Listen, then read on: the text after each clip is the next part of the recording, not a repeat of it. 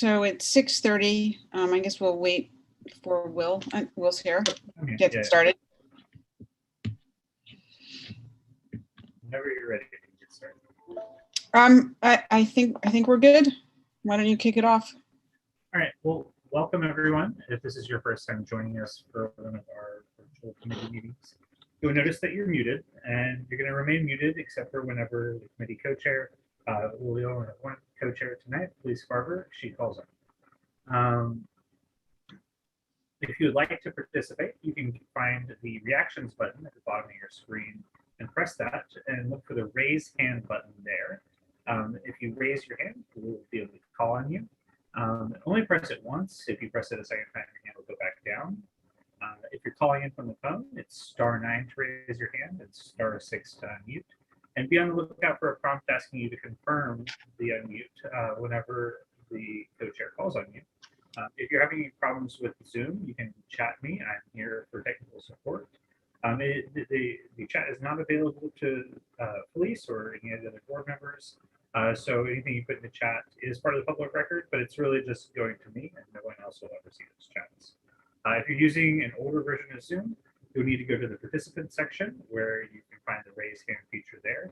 And finally, please refrain from actually waving at your screen or raising your physical hand, because we'll be sharing our screen a lot, so we'll probably miss you as you do that. It's a small group, so chat me if you have any problems. We can easily fix them. So thanks everybody for coming tonight. We're going to go through the district needs statement for the community. The comments are due to the city by the end of October, so this gives us plenty of time to review and comment and provide some thoughtful input. We'll be going through it in detail tonight. Thankfully, Patch did a story on the survey that we had prepared, getting community input. The Patch article came out today, so the comments are really coming in today. We've gotten about 280 comments so far, which I think is really terrific and will help inform what we do tonight. Because they're just coming in today, I haven't had time to fully analyze all the comments, but I can give you a summary as we go through. And Will, I don't know if you can share what people have to say without providing any identifying information on the people who have submitted comments. Yeah, give me 1 second. I can pull that up. That's very awesome. So we're going to just remove people's names. We're going to hide people's names, their address, their email address. And that way, we're not going to put those onto YouTube. But do we want to start? Are there any members of the public who want to comment? Should we start with that? Yeah. So go ahead and raise your hand if you would like to make any comments in advance. Let's go through. Got Barry Schneider. Oh, Judy's with them, so Judy's probably the one who. Yeah, I see Judy. This is Judy. We're sharing tonight. Two things that I thought were important for the community. One is the 19th precinct house, police department house, has no air conditioning and it needs to be fixed, and this has been an ongoing problem for some time. So maybe when we do specifics about things that need fixing, the city could allocate some money to fix the precinct house. Last time they did it with Hunter College, and it never really worked right. So that's a single thing. And then on a totally different topic, I think we need to ask the city if they can provide more PEP officers for our parks to handle some of the problems that we have in the parks that we do have, the police enforcement patrol. And so those are the two items that were on my list. And as far as problems for the city, My thinking in Community Board 8, or at least in the bottom of Community Board 8, our biggest problem are traffic problems, horrendous traffic problems. Need many more control agents here to try and keep the traffic flowing. And of course, more open space, more green space. And those are my comments. Thank you. Judy, is the traffic issue a congestion traffic flow issue or something else? Yes, traffic flow due to the exits from the FDR Drive at 63rd, 62nd, 61st, and off the Queensboro Bridge in the middle of 63rd Street, and then going down 2nd Avenue to get onto the Queensboro Bridge, and also an entrance at 58th Street, which is below us. I mean, traffic congestion has just been a problem, but it seems like since COVID happened, it seems to be worse, because it seems like there are more cars and trucks on the road than there ever were before. And just trying to walk, ride a bike, I don't care what you're doing, the intersections get clogged up. They get stopped in the middle of the intersection. So the traffic going the other way, whether it's the crosstown traffic or the avenue traffic, they don't pay attention to the lights. So therefore you really need patrol people there to get them to enforce the traffic laws. Okay, thank you.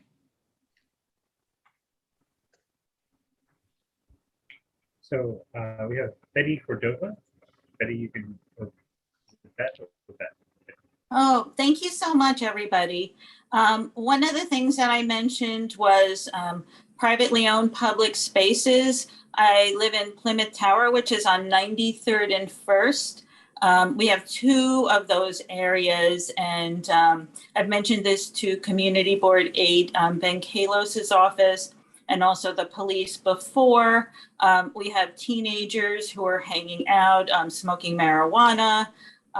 Also others that are hanging out smoking marijuana, no matter what your views are on marijuana or not. These are no smoking areas. And they have also, the teenagers have also been harassing neighbors, kids, seniors, and dogs in the area. The second thing I wanted to mention also was the traffic. We're also near 92nd Street, the FDR Drive entrance, and also near 96th Street. So along with traffic comes noise. So those are 2 of the more important things I wanted to mention. Thank you. Thank you.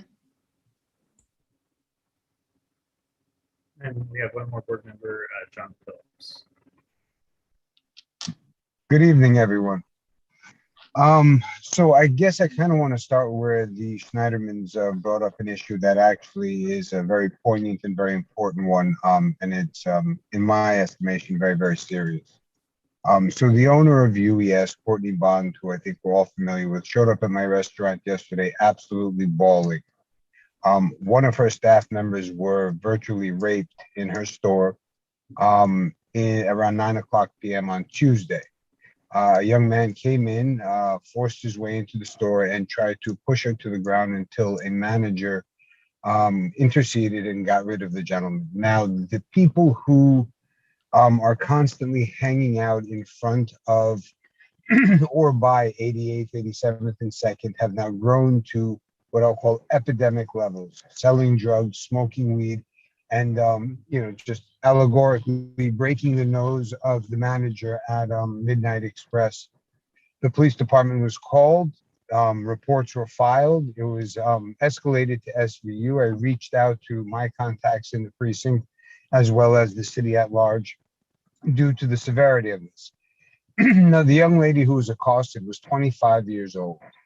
And when we're talking about getting New York City working again, getting neighborhoods back to business, safety is a major, major issue.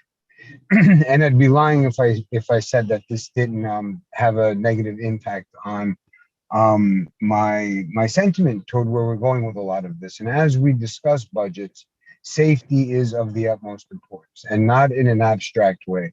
There are people who are suffering very acutely right now, and there's no easy answer to fixing this.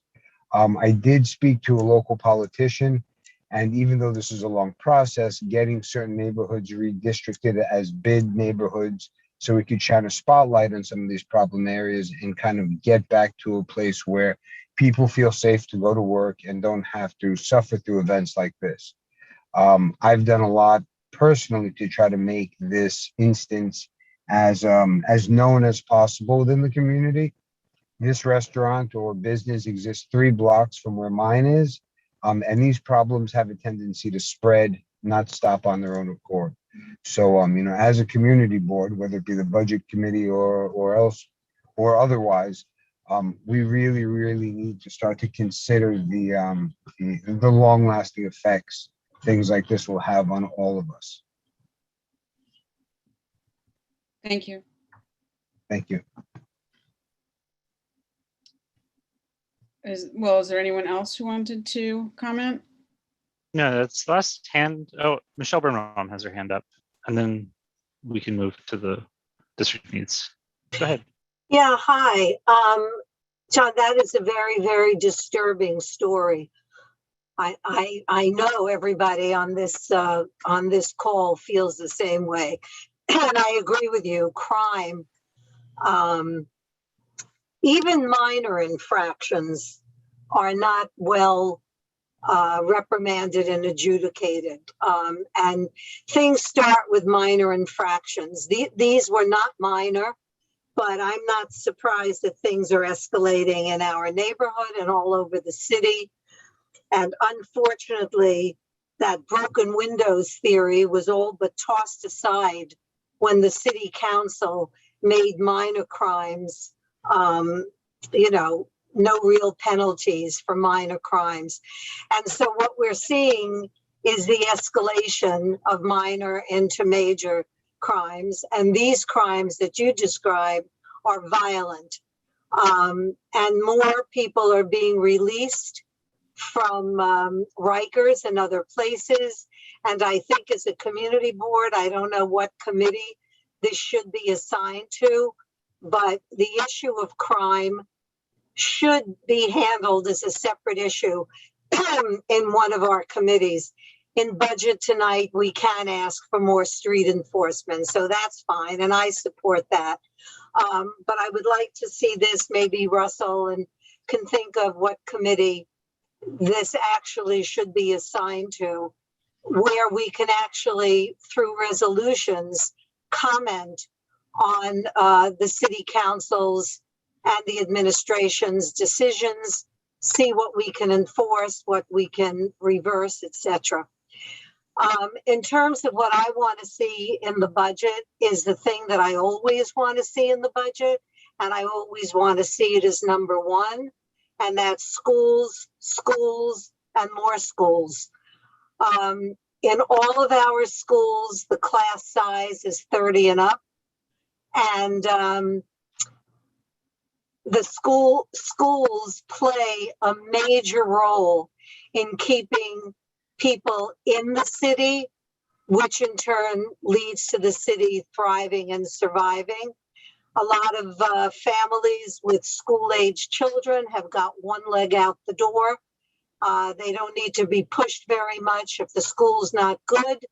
If crime is increasing, if things are overly expensive, which they will be with inflation, which affects all of us, it doesn't take much to push them out the door. So I want to keep that population here, not to mention the importance, aside from just keeping the population here, but the importance of education and that we provide the correct and adequate, more than adequate facilities for the kids. So when we do our list, I'd like to see schools as number 1. Thank you.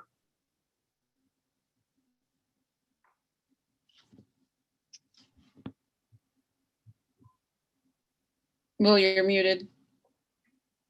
We have a bunch of hands up from board members now. Russell, then Rebecca, then Barbara. So with regard to UES, I'll just briefly say, yeah, I mean, that's a horrible situation, and we're trying to get more info. And I think in the immediate term, the 19th precinct, I think, has put out photos and video. They're trying to of the attacker, and so they're trying to get help identifying the person. So I think if folks are able to take a look at that and help with that, I think that's the best thing for folks to try and do in the immediate term. And of course, the board is going to look at other things we can do. And I spoke to Courtney earlier today about it, and expressing the board's concern and also our support for her. So, and I think we'll have more to say about that tomorrow at the full board meeting. So I don't want to say more about it than that. I know we all want to dig into the district needs statement here, so I will leave it there. Russ or Rebecca?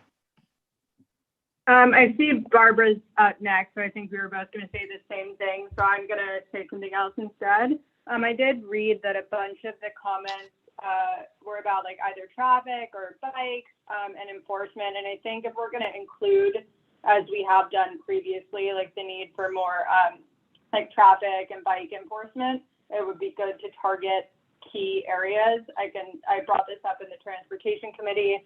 One area that has been particularly bad with bikes on the sidewalk is around 72nd and 2nd. So if we're going to continue to include that, I think it would be good to brainstorm a couple other key areas.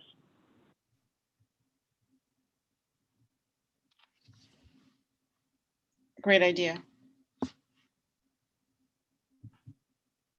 I think we're up to Barbara. Okay, Barbara, go ahead.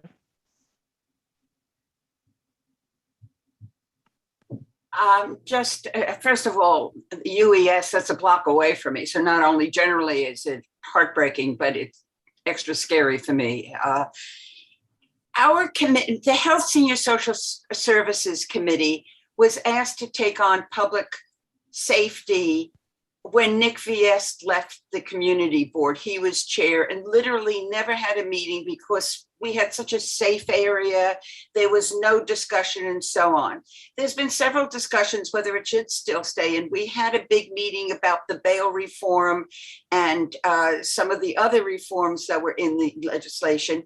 You know, sentiment has changed. And Michelle, if we are the right committee, I very much would like to do something with it. It's very complicated. If you listen, do you want to send people to Rikers? The whole story with Rikers is so heartbreaking. So we have so many complexities that have gone on that I don't think it's a yes or no answer.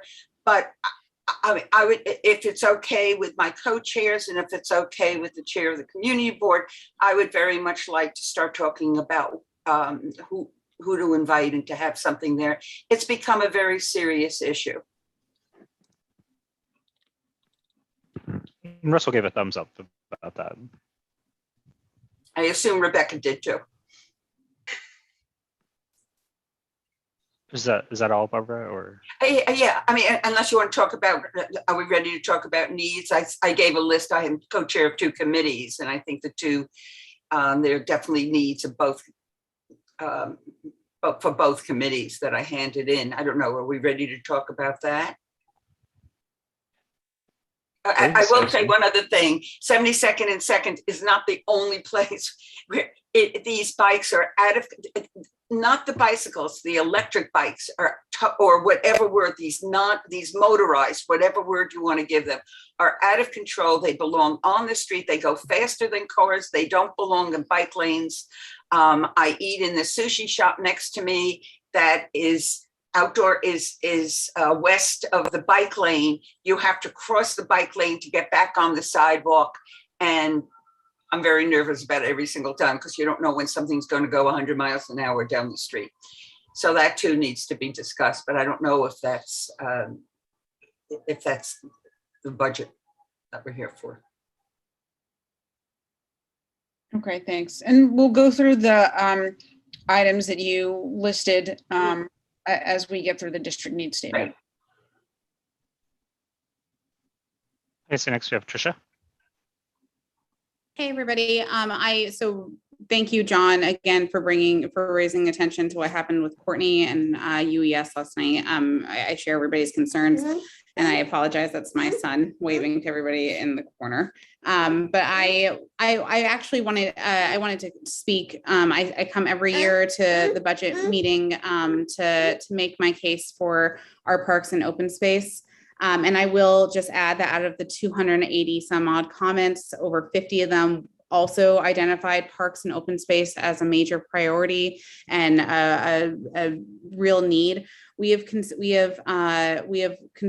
over the last few years listed parks and open space as one of our top 3 district needs, and I'm going to ask that we continue to do so. In the pandemic, we've seen just how vital our open space is in our neighborhood. We all know that the Upper East Side has some of the least amount of open space per population size in the entire city, and we've seen also what happens when we don't give the proper and appropriate investment in our parks and open space. We've seen the crumbling esplanade. We've seen the lack of access to our parks and open space. So I would ask that if we've learned any lesson from the pandemic, we've learned how vital it is to have these open spaces around us. Not only do we need support for John Jay, not only do we need support for Rupert and the Esplanade, but frankly, and since we're talking about the 70s, I'll continue it. We also need new open spaces. Just last month, we heard about an influx of dog owners who are looking for a space to bring their dogs to. There is no dog park in the 70s to bring them to. So we need to be creative about additional spaces, and that needs money and investment. So I would ask that we still continue to keep our parks and open space as one of the top 3 priorities. Thank you. Peter Patch.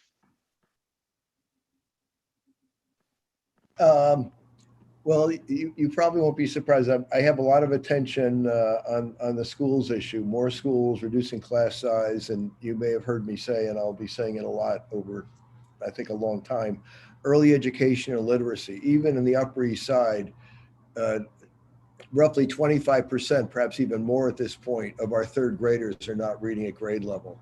And if that doesn't get addressed very quickly for those students at risk, I'm afraid, their entire academic career and therefore both their sort of economic livelihood and which impacts family and community are also at risk. So those are huge issues. At some point, I guess we're going to look at, I did look at the survey data and I see crime and homelessness are 2 of the ones at the top, but also quality of life, affordable housing, trash collection in parks or other issues. So I love the diversity of this community board. We're concerned about all of it. Thank you. Thanks, Peter. We'll go to Rami since he hasn't spoken yet, and then we'll come back to Barbara Rutter.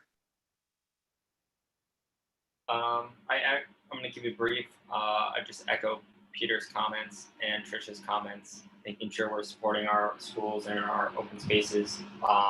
Both are truly vital to our community, and I'd like to make sure the community board focuses on those 2 issues going forward and supporting the work that those 2 committees do, both working within the board and working with outside groups. So, yeah.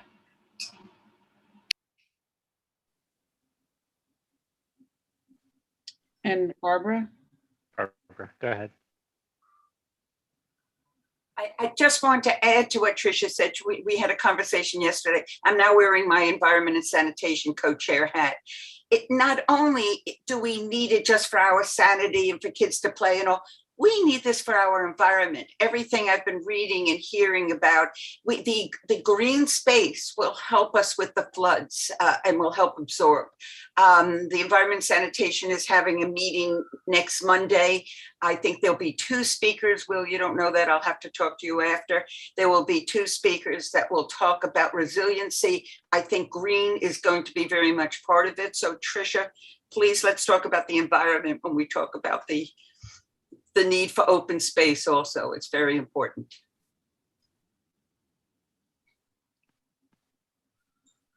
So there are 3 more comments of people that have spoken already. Should we get, we'll hear from them and then we'll go into the district needs statement and we can talk about that in more detail. Perfect. Go ahead, Rami. That was like an old hand. I don't know what's going on here. Sorry. All right, John. Yeah, so I just wanted to very quickly draw a comparison between everything that was just mentioned. You know, we have, I think, a tendency as a community to look at these as separate issues, but they're all very much connected. When we're talking about open spaces, it's something that creates the opportunity to live a better and well-adjusted life, which impacts the level of crime. Being able to secure, let's say, a new park in such a way where people feel safe to bring their families are certainly connected to, you know, bringing the more less advantaged people kind of, you know, into a lifestyle that's, you know, that bears meaning and promise. And so it's so important with how we spend money. And I think the real work is going to be to connect the dots between, you know, where we are and where we'd like to be, using every single thing that was mentioned as a kind of roadmap to get there. And that's simply all I wanted to say. Thank you.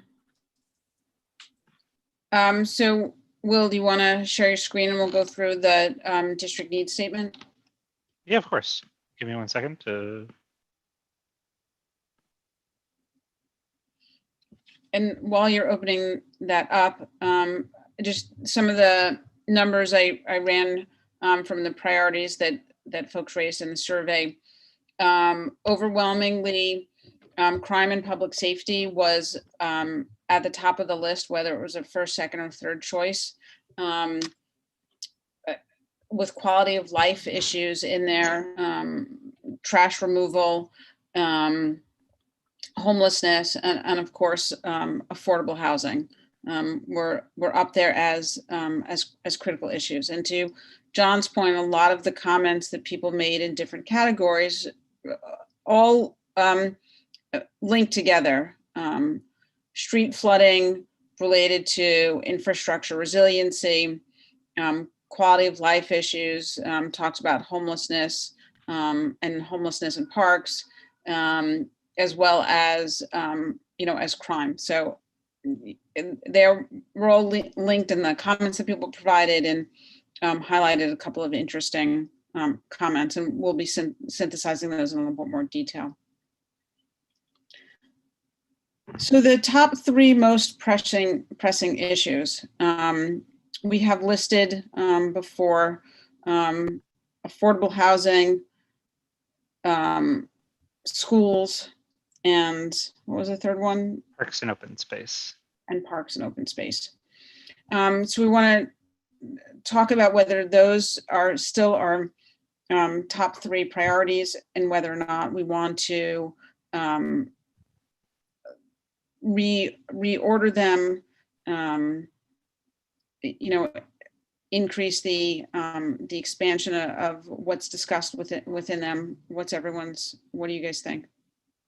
So we have Trisha and then Ed Hartzog. Trisha, go ahead. Yeah, I think I adjusted. I mean, I'm obviously going to argue for all the reasons people just said that parks should stay as one of the top priorities. But I think I volunteered last time to adjust the language on parks, and I think it's worth adjusting again. I tried to change it to reflect how the pandemic has impacted our need for parks. But to Barbara's point, I don't think I've done enough. I don't think we talk enough about the role that our parks and open space play on resiliency. And frankly, to John's point and others, I think taking a very kind of intersectional perspective on these issues is really critical. So I'm happy to add some language in there too about when we talk about parks, we're also talking about PEP officers, about more homeless outreach, about some of those other things, and weaving that into there. So I will, you know, take a strong stance saying that I think that parks should stay in there, but I also would say that I think that we should, in keeping it in there, I would like to add more language in about overall resiliency measures, and you know, and even summer youth employment, which also includes many workers in our parks, and then also you know, other kind of intersectional issues regarding homelessness and maybe even seniors.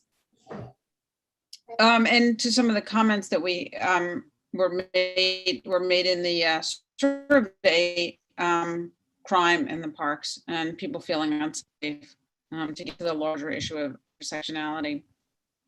So thanks for taking the lead on rewriting that. Next is Ed Hartzog. Now, Oh, sorry, go ahead, please. I just one more thing on parks and open space. If we can refer as well to specific capital projects, that would be great too. And I guess we can put that later on. I mean, certainly the ongoing investment in the East River Esplanade, as well as Rupert Park and funding the reconstruction of that park. But to the extent that we can get into specific recommendations on things that need to be done on the capital side, that would be terrific. Yeah, I thought that we either sorry, did it here or if we did it somewhere else, but I'll add it in here and then submit it to you, Felice, for you to disseminate to the committee members, but I'm happy to do so. Thank you. And yes, each section, you'll notice over here has areas where we're going to have to fill in. So when we get to important issues for parks, there's going to be bubble explanations here as well. So, Okay. But back to the top three. I think Ed wanted to comment. Ed Hartzog, if you're talking, we can't hear you. Oh, sorry. Okay. Thanks, Will. Yeah, no, I'd just like to put in the plug, obviously, for affordable housing. I think with the new mayor coming in, a new mayor coming in, right? We don't know who that's going to be. And still dealing with the pandemic and this rent issue. I don't know really how to put that into the district needs statement, in so much as the rent relief program is tied to the pandemic, which isn't sort of more of an ongoing priority. I think of housing, I should back up and say, I think of housing, obviously capital, and that's more of a longer term situation, because I think, year after year, the question is either creating or building affordable housing. But I think a priority in housing that we deal with in the district is obviously where everybody is the rent relief. And I don't know where that kind of fits in here on that. But I do think priority wise, just for this particular year coming up, somehow prioritizing, and I don't know how we do the language on this, but prioritizing getting the bloody money out the door, frankly. And that's sort of a frustrating thing, and I wish I had an answer to put in here, but just wanted to raise the issue for us. Is it continues to be the biggest one I think a lot of people deal with, and obviously as John and others have talked about in terms of the intersectionality of it all. If you're not getting your rent relief, then you can't go out to the Mansion Diner and other places and buy lunch or another store or buy something. So anyway, I just thought I'd put a plug in for housing, and that's all. I'll stop because we have a lot in front of us. I think that's a state issue in getting the money out the door, but it's something we could definitely look closer at and see what we can do on the city level, and at minimum send a letter to our state representatives and say they need to press the governor to do a better job on this. Yeah, no, I think so. Yeah, I don't know where the yeah. And I think on and I'm the challenge. Yeah. Well, I was going to say, and frankly, I just not going to. I don't think this is anything new. I'm just not exactly too sanguine about the current, administration with less than 100 days to go. I hear people talking about Rikers, and they're not doing anything with that. So, I think your point is well taken, as to looking to the state for that, because I don't think the city is going to be much help, at least in the next 90 days. Hopefully, with the new administration. Yes, and I think we need to try to think about what else if there's specifics that we could be recommending in terms of affordable housing. This district's probably not the priority for the city in building affordable housing, and maybe that's not, there's not the available land or the commitment to building affordable housing here, but we're certainly losing more rent stabilized apartments than anywhere else in the city.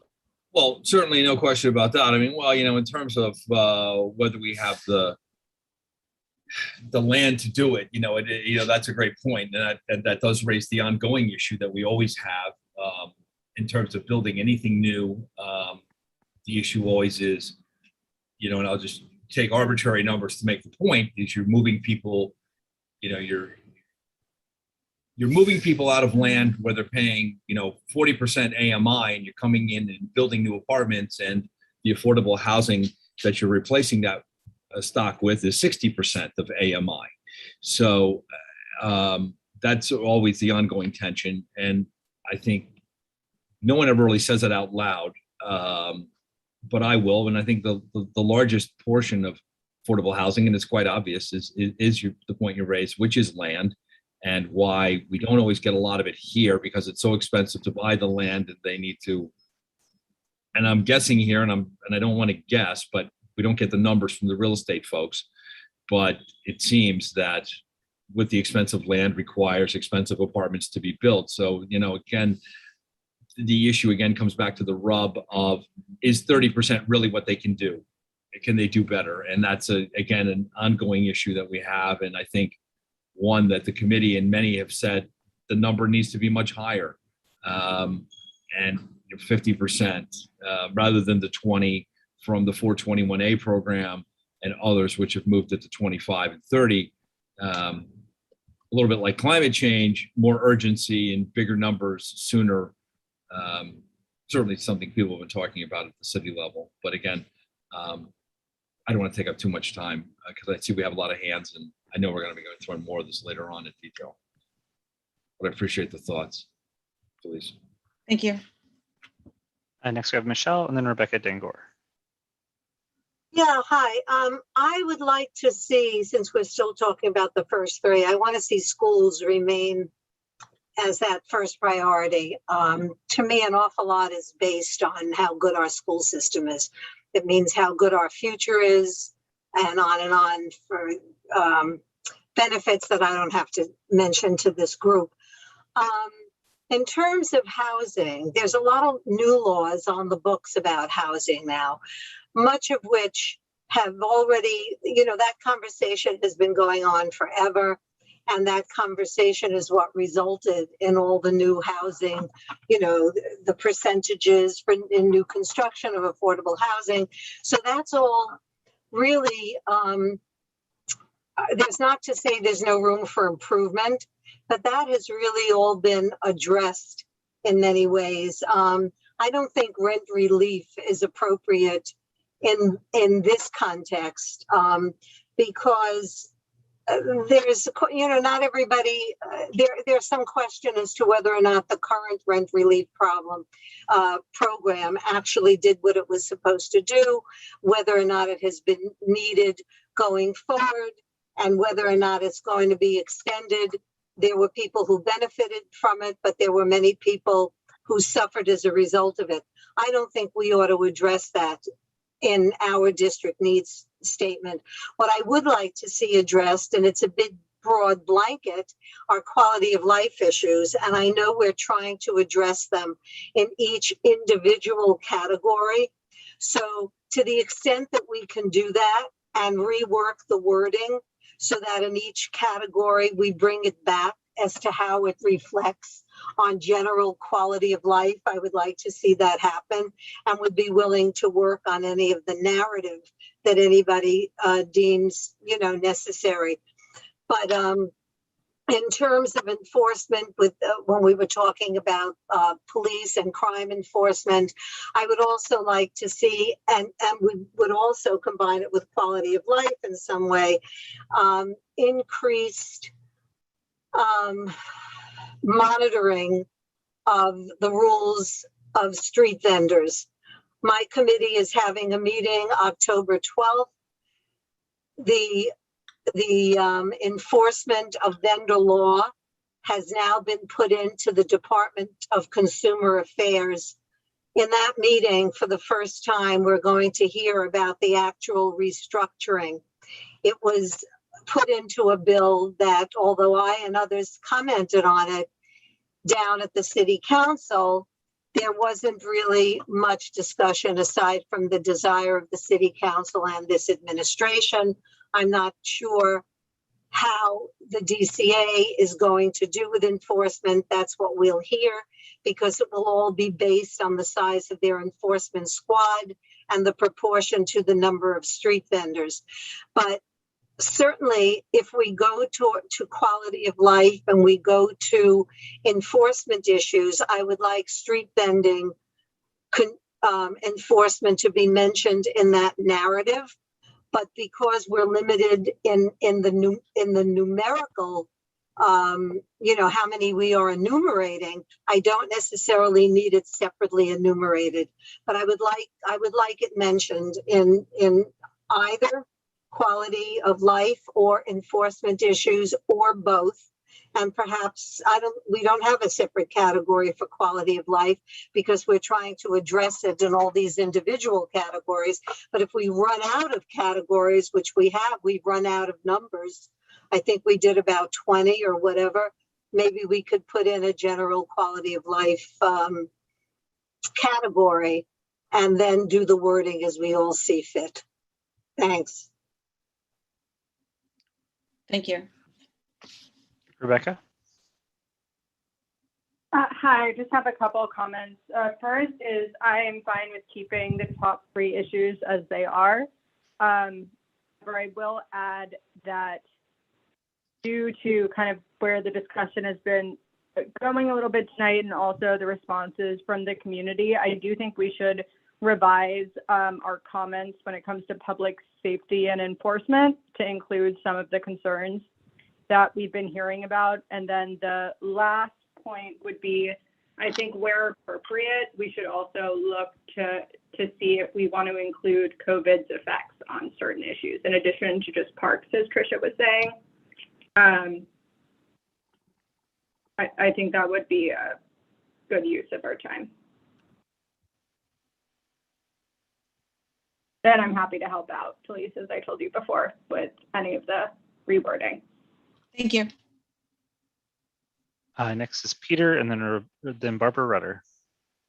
Yeah, I'm a little reluctant to take a second swing at the same apple. I do like our existing priorities, but I'll mention briefly that this past weekend there was an event with Eric Adams. Russell, you were there. Rami was there. Sandrea, Elizabeth Rose. And he mentioned the issue with regard to Rikers, the notion of a school to prison pipeline, which I definitely think is very real. So to the extent that we can keep some attention on everything from pre-K to quality high schools in our district, I certainly support that. Thank you.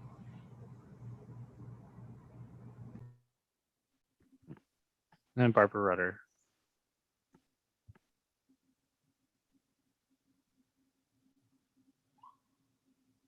Sorry. Well, homelessness has certainly become a major quality of life. It's difficult to know what to do about it. The one thing I could think of is which would be a capital project, I think would be in the capital budget, is to increase the number of facilities, supportive facilities, such as what we're hoping that the facility on 91st Street will be built to house and support, not just to have, not just to say, well, you can have a bed, but actually to support the homeless. In my mind, it will help those that are homeless, and it will help us because the homeless will be off the street and be well fed and have bathroom facilities and so on. So I would like to see wherever under quality of life, whether it's housing or certainly under homelessness, discussion about building more facilities for the homeless. And finally, Tricia. I apologize, my internet froze up, or my computer froze up, but I wanted just to add one thing about schools. I agree with Peter and Rami and others who have talked about the importance of schools, but my only request is that when we edit this, I would like us to start thinking about education starting at 3K. This is something that the city has rolled out, but we don't have any 3K seats in our, I mean, we have very few 3K seats in our district, and certainly not enough for the number of families that we have here. So when we are revising this stuff, I would just love for our rhetoric being used, or like the language, the frame for us to be using needs to be starting at 3K. Particularly because we know that there's just not gonna, the allocation of these resources is not gonna be, unfortunately enough for every community to have what it needs. So we should just be fighting for that in everything that we write. When we respond, because a lot of these issues are kind of amorphous in the sense that like everybody wants more schools, and certainly this is critical. So I'd like to try to be as specific as possible. If we can pull in data that says there are X number of 3K seats in this district compared to other districts, or the population size, or something that kind of makes it a little bit more tangible for the community. Yeah, we have, I can look into 3K stuff, but I know that Scott Stringer, I reference it a lot. Scott Stringer did a NYC under 3 report a couple of years ago that really highlighted some of the disparities in childcare in our neighborhood. Even most recently, the Women and Families Committee held a meeting, and we had somebody from DOHMH come out and report that we actually only have something like 19 facilities, which includes in-home facilities. And you think 19 is a lot, but actually when only one facility only has 2 classrooms for 12, you start to realize that we don't have that many spots. And based on Scott Stringer's report, it actually shows that the Upper East Side, our district, is defined as a childcare desert because of the lack of spots. It's not exactly for 3K, but I can look into it and give you what we have. And I'm sure that because they're rolling out 3K, Ben Kalos's office and others may have some additional information about how many seats are in our district versus how many families with children under the age of 18, but there's certainly information out there. Okay, great, thanks. Yeah, because I think to the extent that we can reference specifics, it'll help our district needs be more effective. And I'd like to try to get something, as opposed to them saying, oh, well, this community just wants everything, and therefore we don't really get anything. So Rebecca Dangor and then Michelle Birnbaum. Quickly, I just want to second what Tricia said. I believe the Women and Families Committee and then the full board did pass a resolution about that, so we can go and look for it. And in terms of more specifics, studies have shown how significant the impact of 3K actually are in human development. So I would include reference to that as well. Thanks. And then Michelle. Yeah, I'm sorry to say I'm going to have to disagree with that, and I'll tell you why. I do not want to see the school resources diluted to include pre-K, which some are referring to as child care, which is far different than child education. This is not to say that it isn't valuable for nursery schools, that it isn't valuable, pre-K education isn't valuable. Nobody is disputing that. However, I am disputing the fact that we have limited resources, and we actually, I believe those resources should be dedicated to elementary, middle, and high school seats, because this district is sorely lacking them. And if you were witness to the system and the method of which a child in this district gets registered into a school, it's really incredible. You've got middle school students traveling very, very long distances it's considered District 2, but you have a child in our neighborhood that can go way downtown. With high school, we have children that go out to Queens.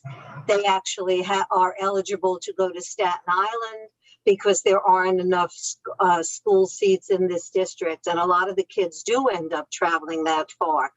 Now, if you want them to be whole and you want them to have after school programs and be participants in a community school, that becomes very difficult. It gets dark early in the winter. You've got a Manhattan or Brooklyn or a Queens kid going to high school in another borough. They want to do after school activities. They don't finish till it's dark. They come back home. It's no longer a community school. And we don't have resources for high schools and elementary and middle. If we had unlimited resources, we could include it all.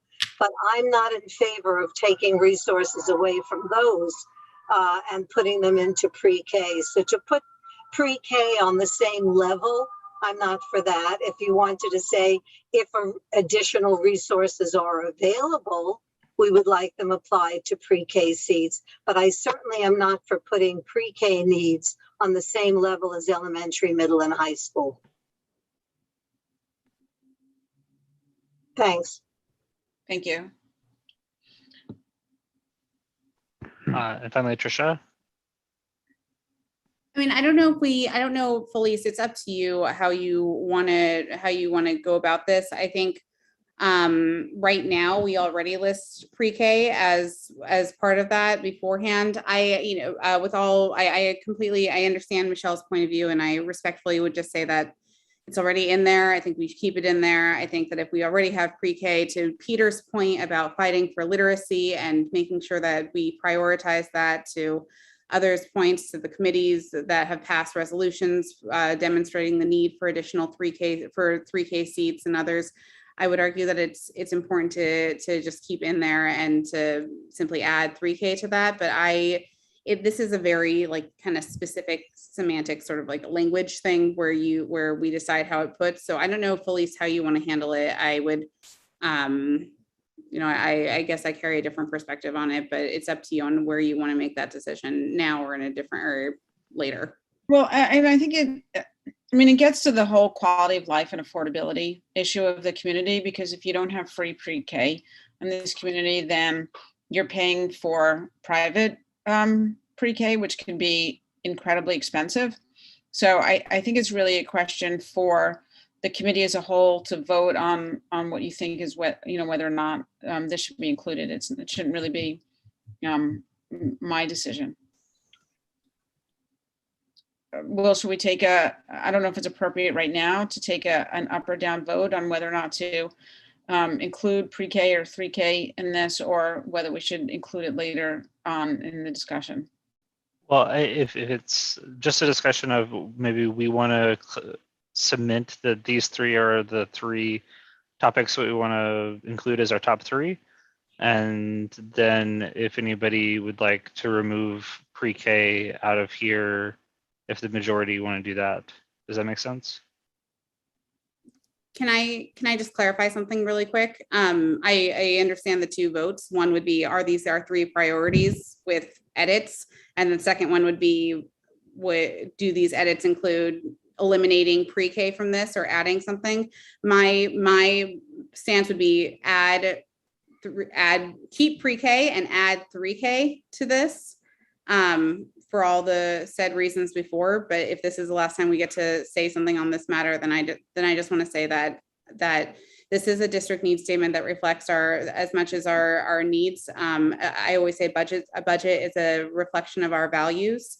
If we are valuing early childhood education, if we are valuing childhood literacy and eliminating illiteracy in our city, if we are valuing, as Felice said, quality of life issues, I think that all of that is a part of why 3K is such an important piece of our city, and hopefully will be. So if that's just clarity, those are the two votes, and that's also kind of my last pitch on this.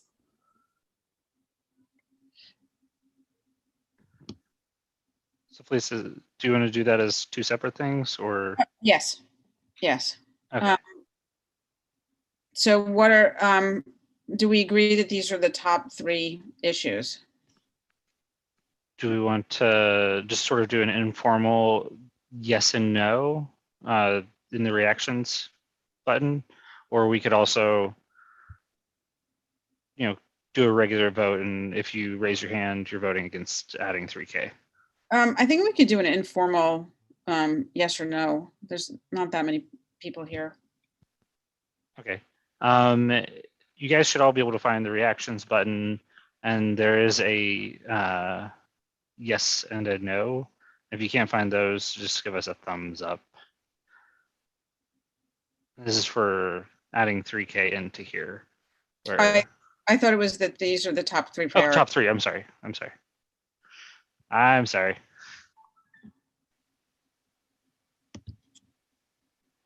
So it seems like that the group is in favor of that.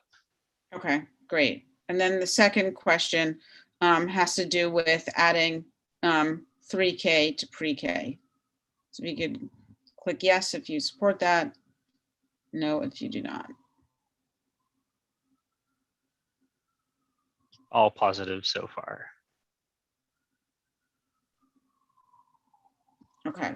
I'll go ahead and do that. Is it 3K with a hyphen or? Well, if we have a word count limit, we'll decide as we get into whether we need to save any character spaces. Okay. So you do have Ed, Michelle, and Rebecca Dangor who final comments on the top 3 issues. Okay.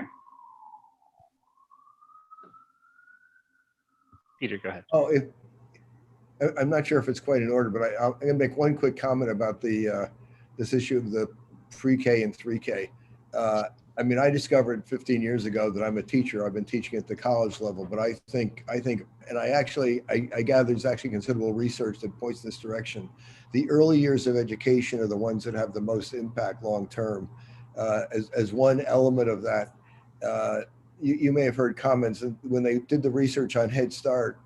The first set of comments were, gee, by the time you get to 3rd, 4th, 5th grade, you don't see much academic difference. But when they looked at it longitudinally, they discovered it actually had a very significant difference in terms of continued attendance and staying in school versus dropping out into middle and high school and so on. So I do think, I mean, we're not talking about childcare. 3K and pre-K are intended to be supportive of you know, being prepared for kindergarten, 1st grade, and so on. So anyway, those are my thoughts. Michelle? Yeah, nobody is disputing any of that. My comments had nothing to do with the value of 2 and 3K. It has to do with our resources. There are also plenty of studies that show that an overcrowded high school, insufficient amount of high schools, insufficient amount of after-school programs, that's where you get your school to jail situation. I am for these 3 being a priority, but I would ask that we say that if there are additional available funds for education, that we ask that pre-K be included. I don't think, even though nobody is devaluing it, but we're only talking about a certain amount of money here. And if you talk about that money in this district, what group is at the biggest risk? It's insufficient high schools, not insufficient nursery. The way nurseries are being, what's happening with them now, nobody is saying that they're not valuable for education, but let's face it, and this is important, but they are child care services so that parents can go to work. Now, that doesn't mean it's irrelevant, it doesn't matter, but when you're talking about the value with a finite amount of money, where the risk to the kids and to society is that if the schools on the high school, middle school level are not substantially financially supported. So I'm not asking to remove it. I'm only asking that you make that difference by saying we would hope that you would have additional resources for pre-K and not just put it on the same level as the others. I don't think that's unreasonable. And I think from an overall benefit to the school age population, the middle school and high school, put those students, they are at more risk. And of course, the elementary school is the basis for all of it. So I would request that change in wording. So let's see if we could craft some language that walks the middle ground on this. So you have Barbara, you have Rebecca Dangor and then Barbara Rudder. I respectfully have to disagree. I actually, as I said before, studies have shown that early childhood education and development is crucial when it comes to both social and kind of educational outcomes. So I think, again, we have had a history, I hate to bring it up, of a lot of our concerns being ignored. But I don't think we should limit kind of the importance of something because of that, because there is a clear need, as Tricia said, and as the resolution we all voted on previously, for 3K seats here. Okay, thank you. Barbara Rudder, then Barry Schneider. Barbara.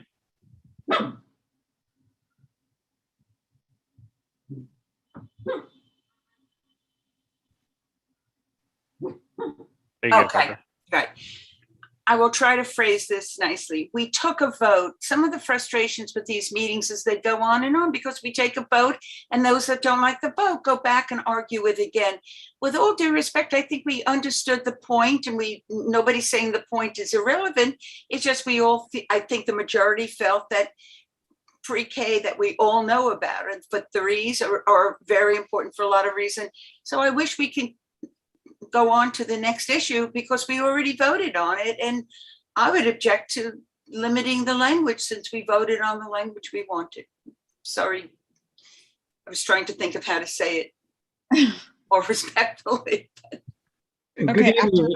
Good evening. This is Barry, not Judy. I can't believe that Barbara read my mind, but she said what I was going to say. We've done it. We've been there. Let's move on. Okay, next item, healthcare and human services. So everything in this section relates to the Department for the Aging, Department of Health and Mental Hygiene, Department of Homeless Services, Health and Hospitals, and HRA, Human Resources.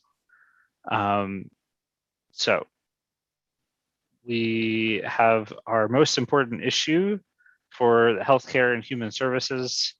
I think on almost all of these, click other, and we say all of the above was how we'd historically done this.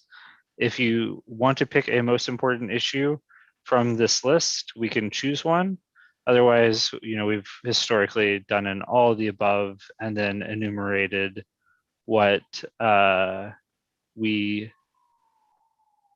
were advocating for.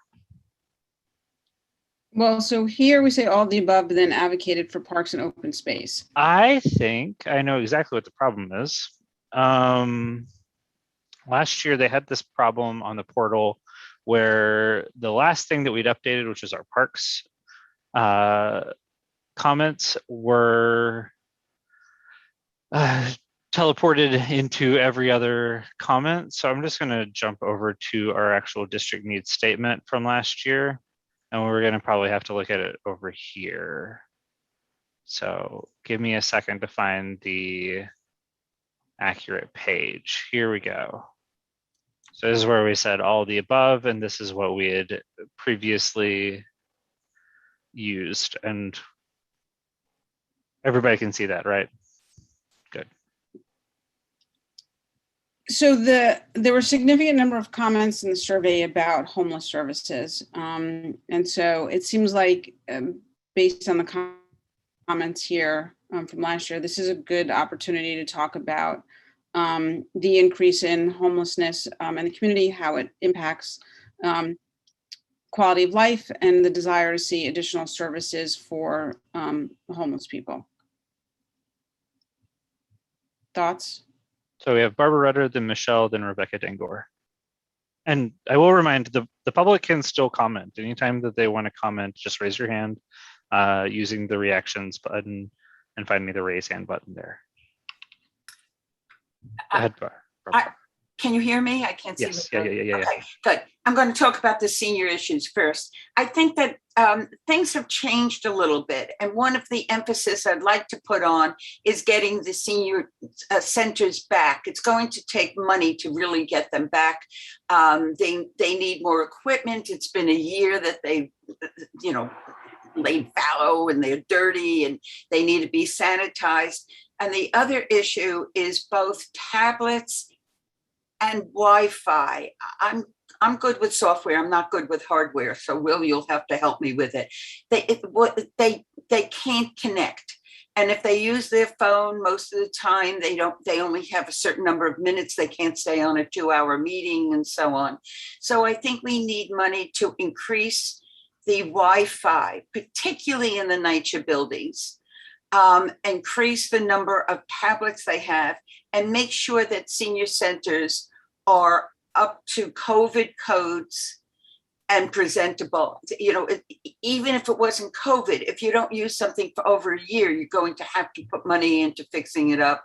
And with COVID, they have that much more air filtration and different types of seating, different types of arrangements and so on, and PPIs, that are more masks that are there and so on. So in terms of seniors, I think we have to make sure that that's a priority, and that's different from other years, and it may be different from next year also, hopefully. In terms of homelessness, this is, again, the health seniors meeting, and maybe Rebecca will stay in. It's a frustrating issue because there are laws to say that you cannot make the people on the street or in the parks or whatever, with rare exceptions, go someplace and leave. Unless we go back to the Giuliani time where we miraculously got rid of them, but homeless people someplace else, which I wouldn't be. Again, I'd like to repeat, we're hoping to get a safe haven here, or some of us are hoping to get a safe haven here.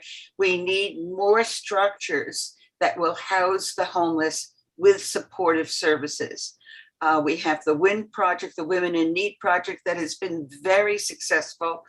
I happened to pass by. It's heartwarming to see what happens when people have a place to live with supportive services to help them. And I'd like to make that a high priority with homeless. I hope, Rebecca, yes, your hand is up, good. I hope you comment on my thing as well as yours, okay? Thanks, Barbara. Michelle?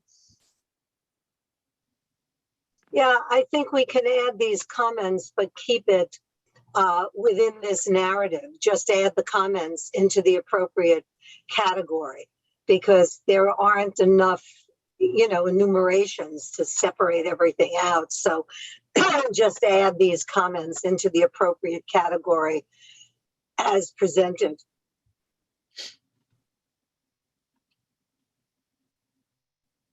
Thanks, Michelle. Rebecca? Yeah, I have a couple comments. First, obviously, I second everything that Barbara said, and I actually think in terms of Wi-Fi, that should be in this core infrastructure section. I have often spoken about the digital divide and all of that, so I completely agree. I think maybe that would be the best place for it.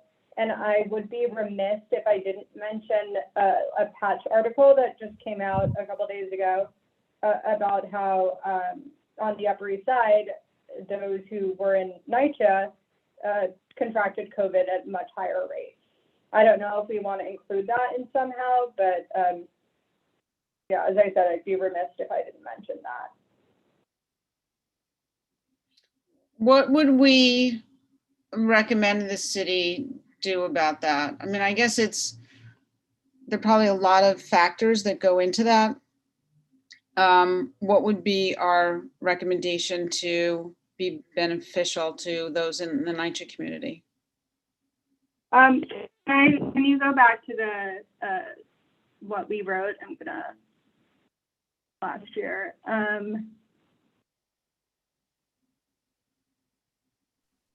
Is this easier to read? Okay, this is better. Give me 1 second. I mean, I can also look at this with Barbara and with Wilma, if everyone is comfortable leaving us to tweak the language a little bit. But I think maybe it's just mentioning the fact that this happened and using it as a basis for certain requests. I'm trying to read this really quickly, but I don't want to take up time. So I think if people are comfortable with leaving us to edit this, that would be the best. Okay, which part are you talking about editing? The all the above section or one of these individual sections? Barbara has her hand up, so I'll leave it to her. Maybe it's just rereading all the health care and human services and just making sure it includes everything that we just mentioned. And then, of course, when it comes to Wi-Fi, like I said, adding that to the infrastructure section. Barbara, you can unmute anytime. Yeah, just Rebecca, if we could do it like maybe offline and help Felice with the wording and everything like that, with everybody okay? It may be, that's okay. I do want to say one other thing. I'm not sure how this will fit in. I believe it's more state. Medicare in our area has been a major problem. Many, particularly internist doctors, I have a personal story that I don't want to go into, but don't take Medicare for two reasons. One is they're not getting paid enough, and the other is that Medicare is basically making them feel like they're not good doctors, that they have to limit what they do. They have to have telemedicine when they don't want to have telemedicine and so on. We're going to have a meeting with Rebecca Seawright and Dick Gottfried in, I think it's November, to discuss what can the state do, and I gather they can, or just what are the issues. I don't know if it's appropriate, but I always say that we live in an area with the greatest riches of the best hospitals and the best doctors, and we can't afford it. My personal story is it's costing me tens of thousands of dollars for an issue that I had this summer. And I mean, luckily I won't be on cat food, but it hurts. This is beyond Medicare. And I think it's something that we have to address in this area. The very rich are okay, and those on Medicaid are doing okay. It's the middle class, and the middle class is a very broad group of people that I think are having real problems. And I don't know where it would fit in, but I sort of would like to do something about some help for it. So at some point, if you have suggested language to fit in, we can We'll talk see. about that. And if it's a state issue, it wouldn't be right. I'm told I'm told it's more of a state issue, and then it shouldn't be here. It's not a city issue. Then okay, then I'm sorry it took time. Okay, I think it won't fit here. But I guess I would move maybe, and we could use this for all of the issues that, in terms of revised language, maybe we can vote to let relevant committee chairs edit the statements if they feel so inclined. It's pretty hard, especially on Zoom, to try and like vote on pre-edited language, I guess. Yeah. I am good with that. Do we need to vote on that? No, you don't have to vote on each individual section. I think if everybody is content moving on, we can move on. And then we'll eventually vote on, the entirety of the district needs statement, as we'll amend it later towards the end of the meeting. Okay, and so we'll get the work with each committee to revise their sections. Mm-hmm. Yeah. Okay. Based on the comments that we get tonight. Yep. Okay. So the next section, well, we can quickly overview You saw all of those little points for each of for these 4 sections. If anybody had comments on those, but otherwise we can move on to the next section, which is youth education and child welfare. I don't think anybody is upset by moving on, so we'll go ahead and move to those. This deals with ACS, DOE, School Construction Authority, and DYCD. Again, we usually click all the above. These are our budget requests. Sorry. Here you go. This is the language we used last year. CB8 would like to see more school seats, including pre-K seats, etc., as you can see here. Do we have information on how any of these things are declined over the past year or increased? Can we put specific recommendations on, we had X number of jobs for summer youth employment program in this district and it declined from wherever? Is that information that's available? I don't believe readily available. Okay.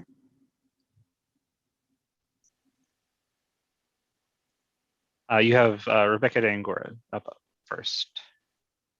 I just want to second what Tricia said earlier, and I think we should include that here, which is kind of what you were talking about, police, our strong support for summer youth employment.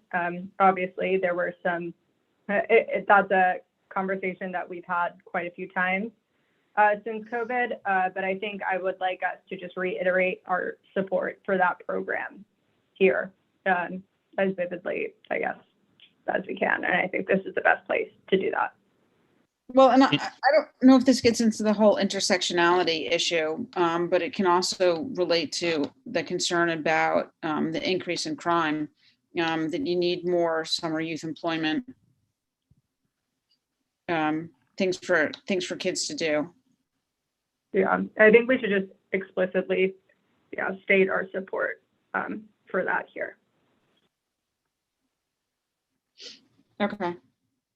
In this section, Rebecca, or in one of the subsequent sections, needs for youth education or needs for youth and child welfare, or just in the... I leave that to Tricia since she brought it up first. I was more just seconding her request and thought that this would be the best place to include it, but I leave that to Tricia and her hands up. Thanks. Thanks, Rebecca. I was going to make this point, and I apologize for taking off my video.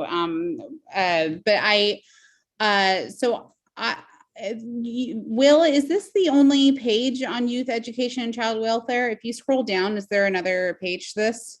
It moves into our capital budget requests. Okay. And then, yeah. So these are the only sections that we can fill in. We can pick our top issue, and then, oh, nope, sorry, here. Okay, so I would argue that it should probably go at the top, keeping in mind that as Felice noted, that issues of crime and safety were by and large some of the biggest issues facing that people wrote in about. I think it would be nice to reflect the importance of programs like summer youth employment and understanding that it gets at kind of this intersectional issue of safety and that sort of thing. So I would suggest putting it in the top. I would also just say, to the earlier point, again, since we're talking about this again, I would just argue that I would ask that we add in 3K with pre-K, that language at the beginning. But my guess, and Peter, I guess not to throw the buck around, but I'd probably defer to Peter too and say, Peter, if that makes sense to you, to put in that language at the beginning, just reemphasizing the importance of programs like summer youth employment, then I would say let's do it there. I think I was the one who drafted a letter calling on the city to fund summer youth employment last year. So I think we have pretty good database language, Felice, that like talk about the number of students that were funded that through this program, the importance of this research showing that this does help, like serve issues of like small crimes and things like that. And I think I can give you some language on that pretty easily from a letter that we drafted maybe last year or 2 years ago. Okay, great. That'd be terrific. I like everything you said, Tricia, and only to affirm what you already said. I to whatever extent one can actually sense this, I do think the incoming mayor is going to be very aware and sensitive to that set of issues. In fact, as I said, he even mentioned it himself. So I just totally support your comments.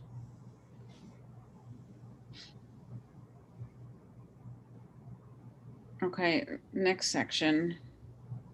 All right, the next section is public safety and emergency services. So I'll go back over here. That deals with the agencies, the New York Police Department and the New York Fire Department. Well, we could certainly call for the improved AC for the 19th precinct here.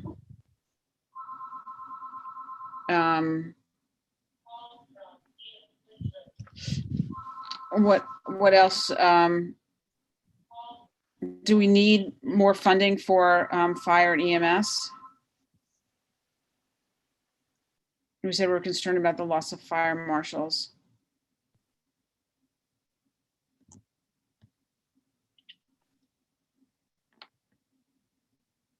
I don't see any hands up, but folks can feel free to raise their hand if they have.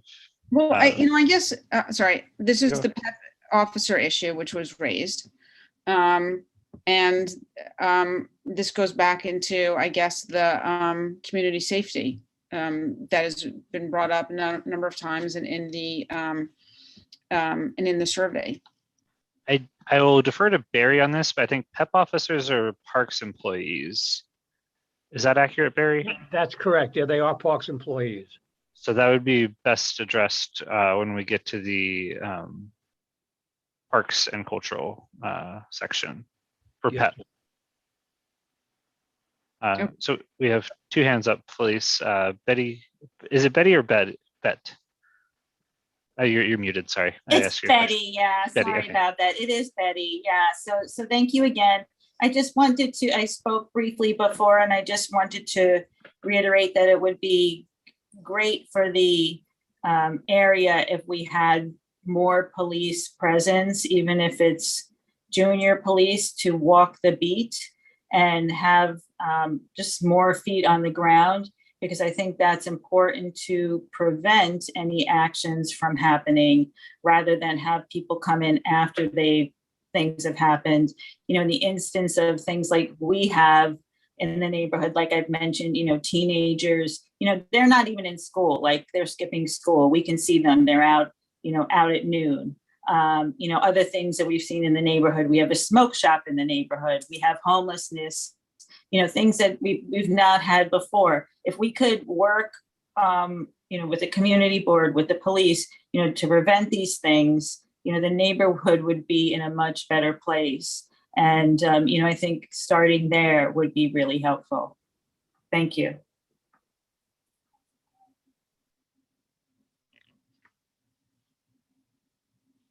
Thanks. So I think we can edit this section. Yeah. We have Rebecca and then John Phillips. I think a better place, I totally agree with Judy about the AC for the 19th precinct. I think that could be mentioned highly on our actual budget item request. I don't think we need to necessarily include that here. I think this section, as I said before, should be more focused on kind of the feedback we got from the community, since this is not one of our top 3 issues, but it still is of course, of great significance. And it's probably the one I think we got the most feedback on. So I would want it to reflect some of the sentiments we've said here. And I also think the specific locations that I mentioned earlier would be best saved for the specific budget request. So save the 19th precinct AC for the specific budget request, and then talk here in more detail about the public safety issues raised in the survey. Yeah, and from other board members as well. Yep. Okay. Rebecca, if you're done, then we'll move on to John Phillips. So the suggestion to increase presence actually is, I think, is a very, very important part of this. You know, having spoken with the 19th precinct, there's been a lot of cutbacks, and most of them have been with regard to the presence of police on certain street corners or in certain problem areas throughout the neighborhood and of the neighborhoods. You know, as we talk about schools, which, you know, I agree with everything that was said. I believe it's fundamental and foundational that we, you know, really focus on that. But, you know, just an allegorical story. When my kid was going to camp on 93rd Street, and they shot somebody on 93rd and 1st the day he was coming home from school. Like, that's also a problem. And I would venture to guess that if there was a police presence, albeit just walking by, that may have been stopped or prevented or mitigated in some way. So, you know, when we talk about, you know, whether or not an idea is good or beneficial to the community, the question that comes right behind that is, well, what does execution look like? How much does it cost? Is it even feasible to entertain the notion? And so I just really wanted to give my 2 cents with regard to something as simple as putting more police walking and canvassing the neighborhood to make a great difference to so many areas.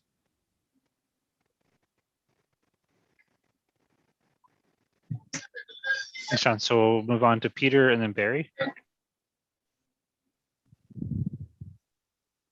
Yeah, I'm going to make a comment. I'm a little concerned because I don't consider this actually an area of special sort of insight on my part, although I have been a part of a nonprofit focused on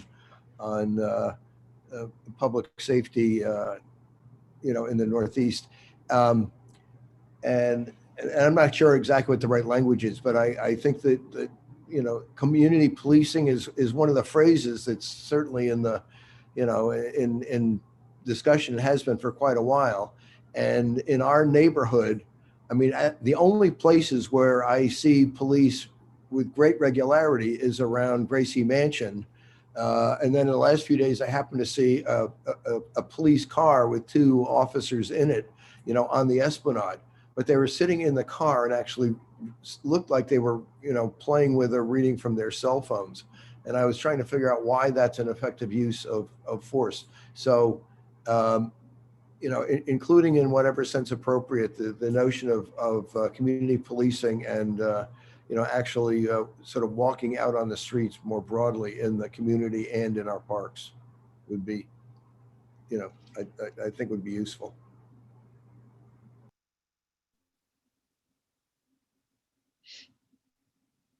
Barry Schneider.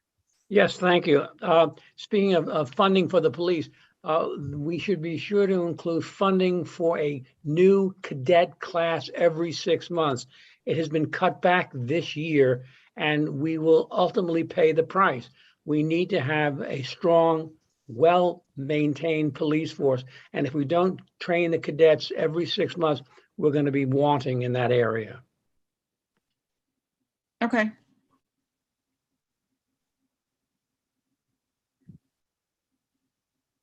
Anything else on this section? No one else has their hand up.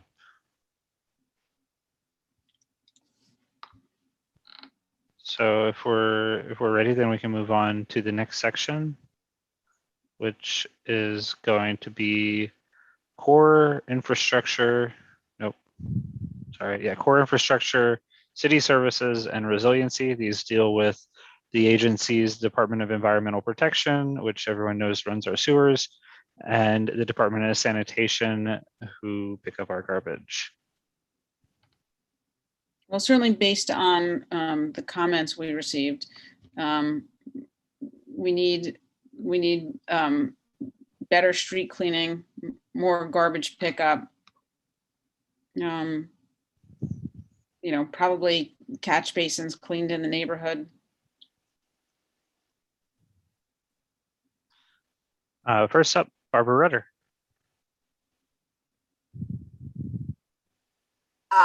The garbage pails have been a problem. We had a meeting about it. They were fixed after they're back to not being fixed.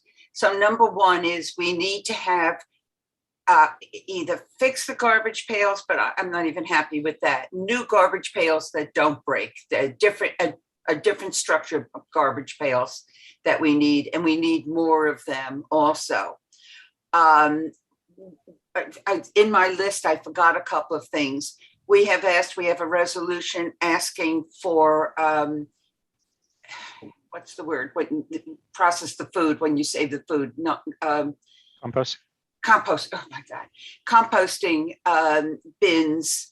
I think they're starting it in October. It hasn't started yet, but we have to make sure there's enough composting areas and that they go back to being funded at the farmers markets on 91st Street, so that people will have a place to, if they want to compost, to bring their places. Be another thing.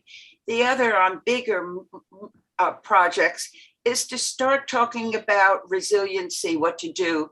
If you listen to today's news, there's new sidewalks that can be done that are more porous, that would take the rain. There are several things that are being worked on to help with the resiliency. I think we could put them in under one bucket of money to address the resiliency problem. I was at a doctor's office today, and his whole ceiling, he's below ground floor. You go down underground. His whole ceiling was being redone with wires hanging. They can't figure out what broke, but it was from the flooding. So in our area, we had destruction also. I'd like to add that to the environment. Again, we have things this year that we haven't had before.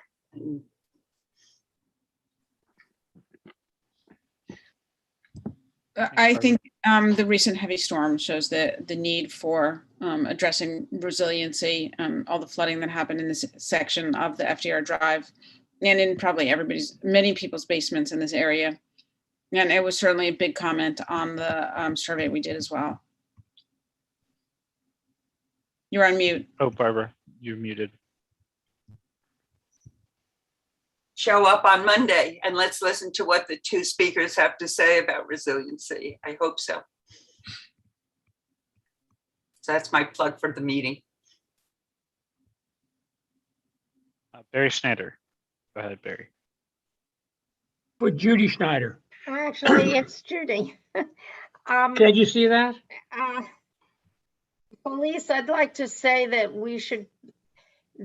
the city should put money back into the budget for sanitation workers. A lot of these complaints we're hearing and the problems we're having is because there was a huge cut in the size of this sanitation staff. They took money away from that budget. So I think that's a very important issue to include.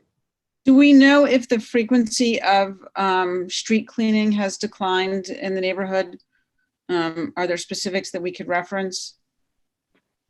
Only from my visual observation. But it definitely seems dirtier.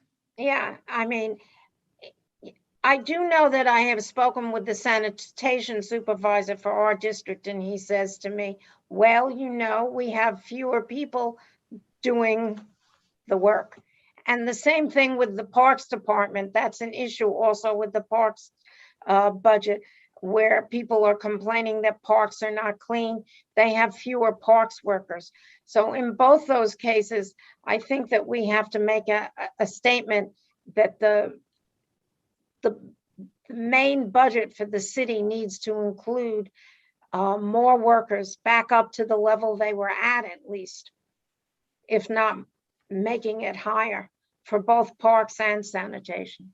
Okay, so we can try and pull out the data to have a specific reference, that would be great. And just reading through this, talking about the repair of the Delaware Aqueduct, I think that's taking place now, or it's almost done. So that needs to be deleted or updated. Which says needs for water, sewers, and environmental protection.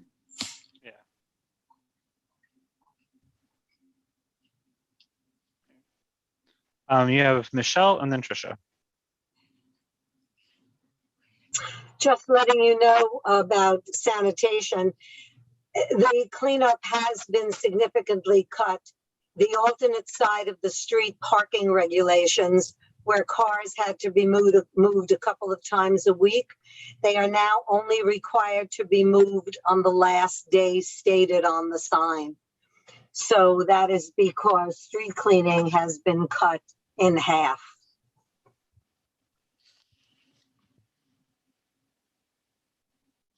Okay. So Trisha?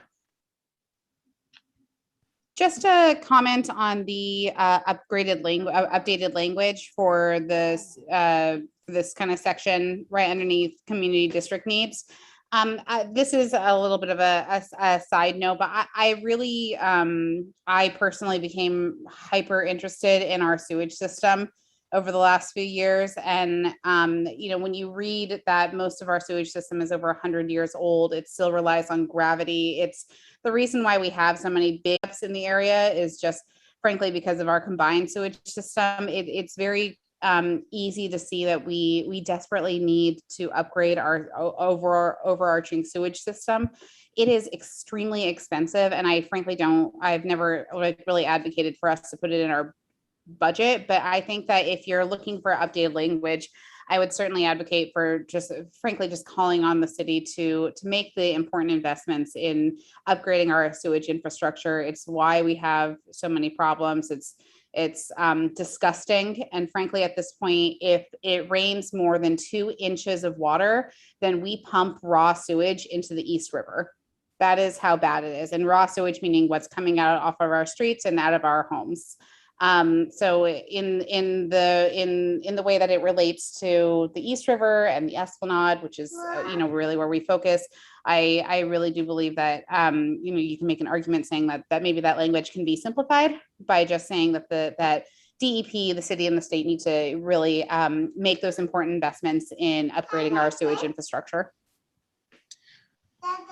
Yeah, and I wonder to what extent we need to focus on cleaning catch basins, making sure that it can handle the stormwater runoff so that hopefully it's not going into the East River, and building more, what's the correct term, green infrastructure. So when we do tree pits, they have not only installing the, I guess, bioswales, I think they're called, installing more of those, but also making sure that they're properly maintained. Because I think the city might. Sorry. Go ahead. I think that most scientists will say that the solution is a combination of green and gray. They call it green and gray infrastructure, meaning that it's not just cleaning, it's not just porous concrete and more broader tree beds and more open space, but it's also things like upgrading the catchment basins underneath our streets to be able to catch more water, upgrading our water treatment facilities, of which there are 14, in order to hold more water, even looking at other systems like London and other places have that create under river basins in which to hold the extra water before it gets cleaned. So I think not being a scientist, but being surrounded by them and having read a lot of the stuff, I think that referencing just kind of those few of the gray and green infrastructure improvement, like green elements to this solution, I think would be suffice. Personal opinion. Okay, thanks. I don't know if it's relevant for this section, but maybe programs that incentivize rainwater catchment for and use by properties. They're talking about the Domino's sugar buildings, that are running off of the rainwater capture for their non-potable water in their buildings.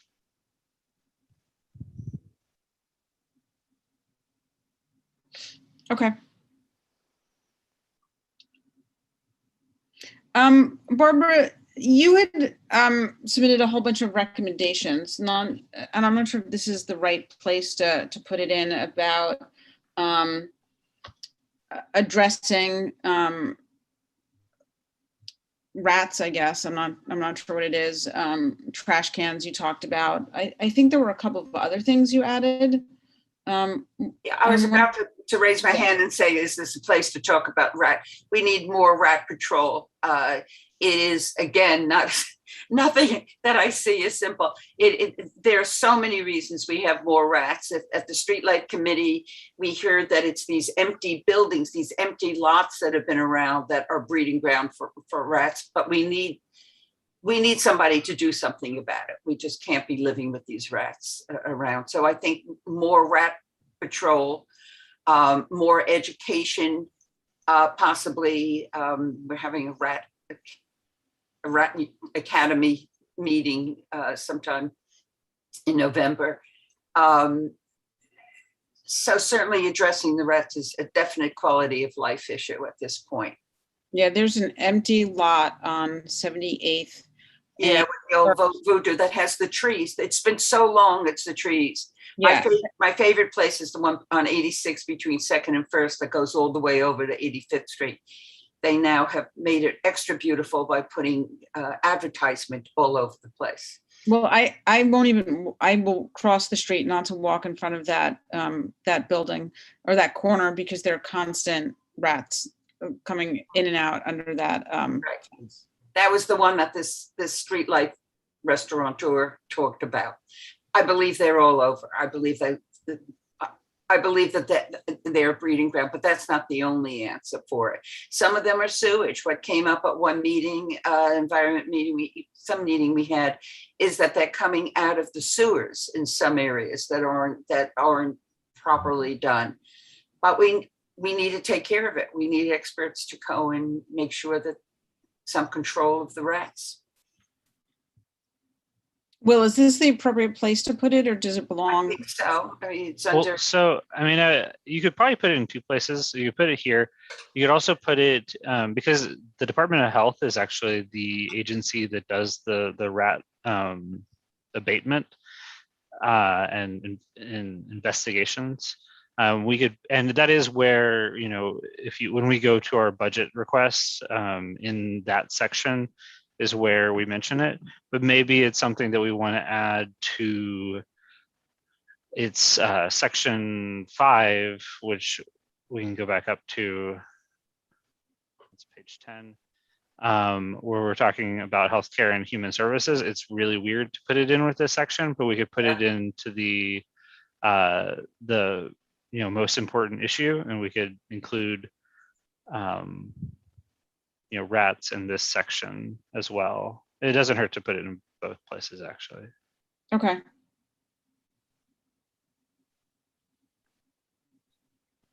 Just remember, as I'm highlighting each agency that these things go to, they're going to be the ones who are going to read those sections. They're not going to read everybody else's section.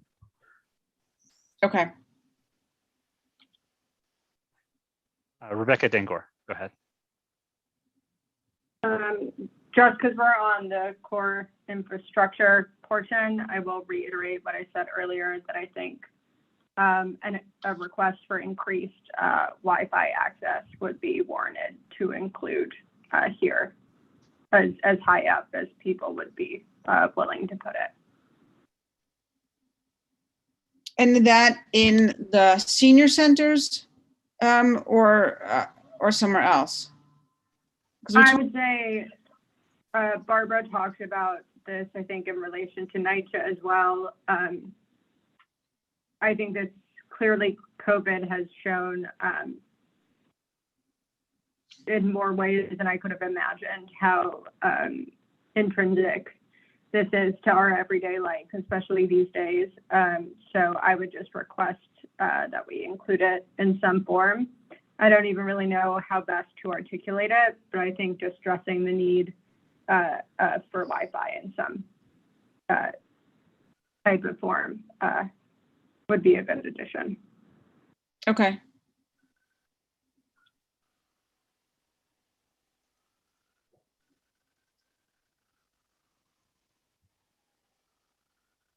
What is Adopt a Basket program we refer to here? Is this The Adopt a Basket program is where a property owner can adopt the basket in front of their building or on their corner, and they will bag they'll get free bags from DSNY, and their super or whoever goes out there and rebags the trash. So like once it fills up, the basket in front of their building fills up, they tie it off, they set it next to the basket and put a new bag in. And that way we don't have the overflowing baskets that blow down the avenues. It's a great program. Is that still in place? Mm-hmm. And it's free for the property owners or the participants. The city spends very little on it too.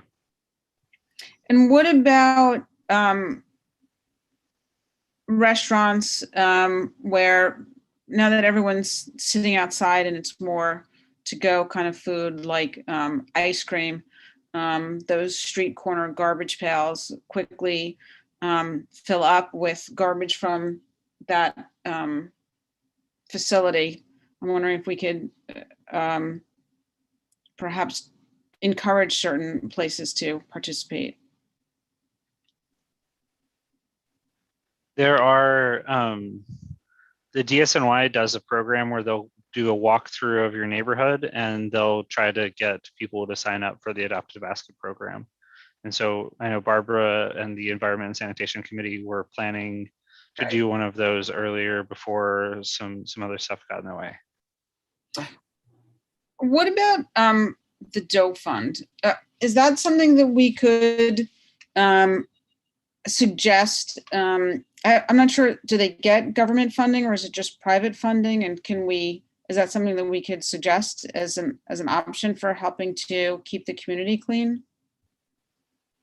The Doe Fund and ACE and some of these other groups that are similar do get city funding. Usually that funding comes through either a city council member allocating money through one of their budget initiatives, or you can make a case that a business improvement district's money is technically somewhat federal or somewhat city funds, and business improvement districts often contract out to those organizations as well. Ed Hartzog and then Barry Schneider have their hands up. Thanks, Will. Hi, please. I just wanted to, I put a note in the chat.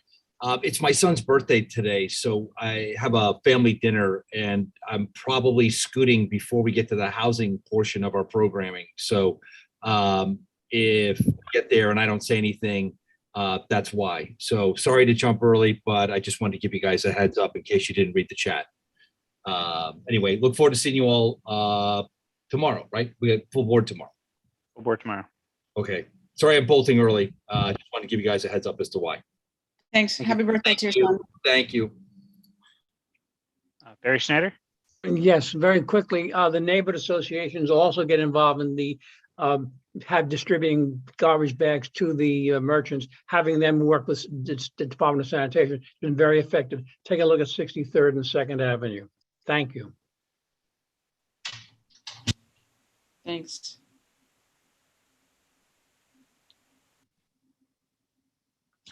Okay, should we move on to the next section?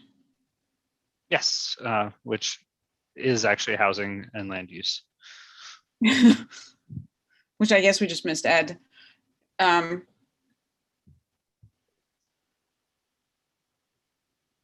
well, certainly protecting for R8B continues to be a big issue.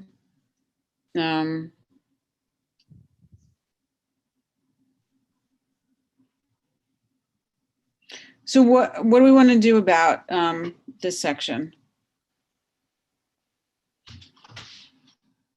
I mean, certainly housing and development, we can get back to the whole affordable housing issue and the number of units that we've lost. Other thoughts on what should go in here and whether we change anything?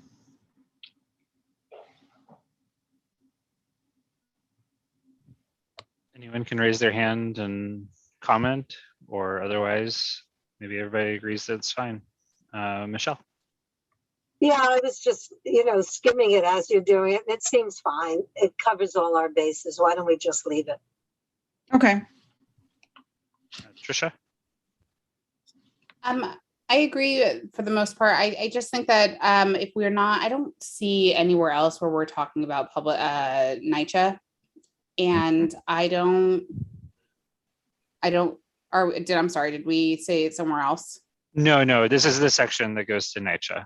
Okay. DOB, Department of City Planning, Economic Development Corporation, HPD, Housing Preservation and Development, NYCHA, and the Department of Small Business Services Okay. are all related just to think, this section.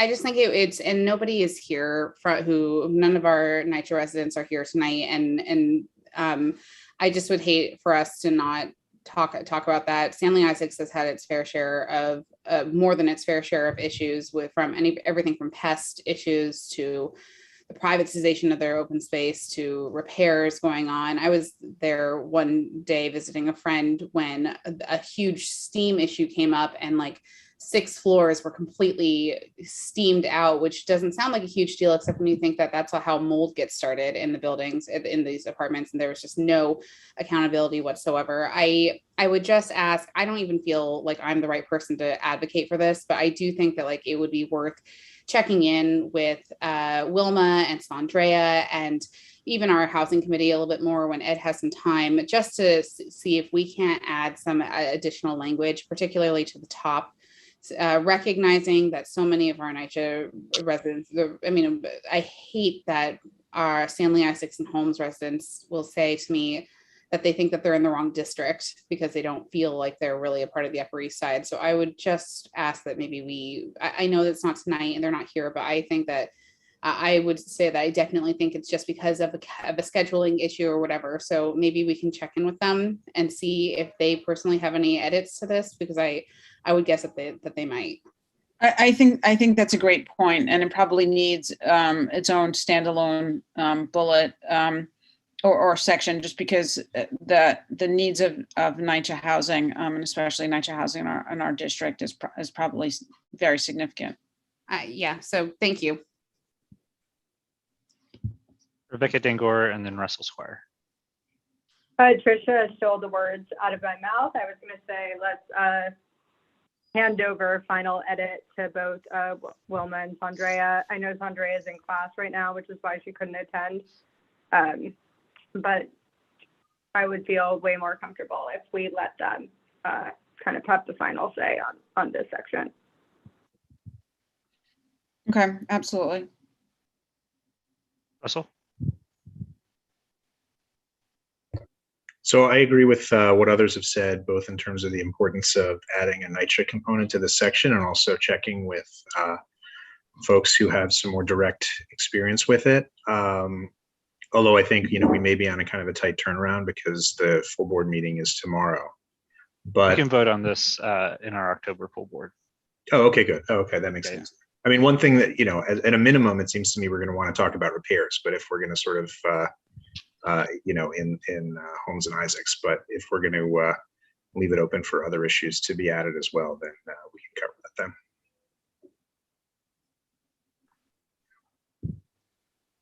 then. Okay.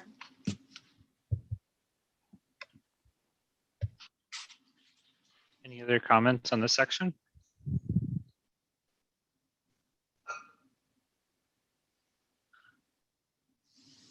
All right, the next section is transportation and mobility. This deals with New York City Transit and the Department of Transportation.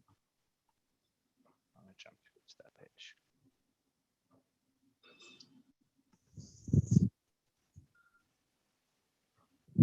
So even though I've seen a bunch of street repaving going on in the neighborhood, it still seems like the streets are in pretty crappy condition. Rebecca? Rebecca and then Tricia.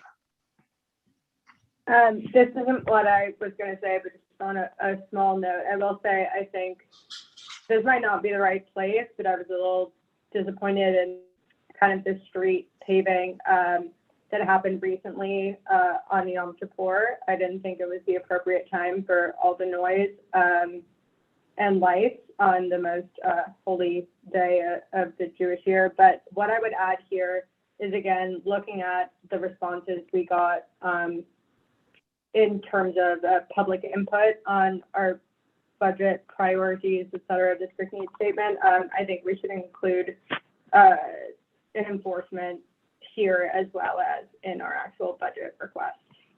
That's my only addition.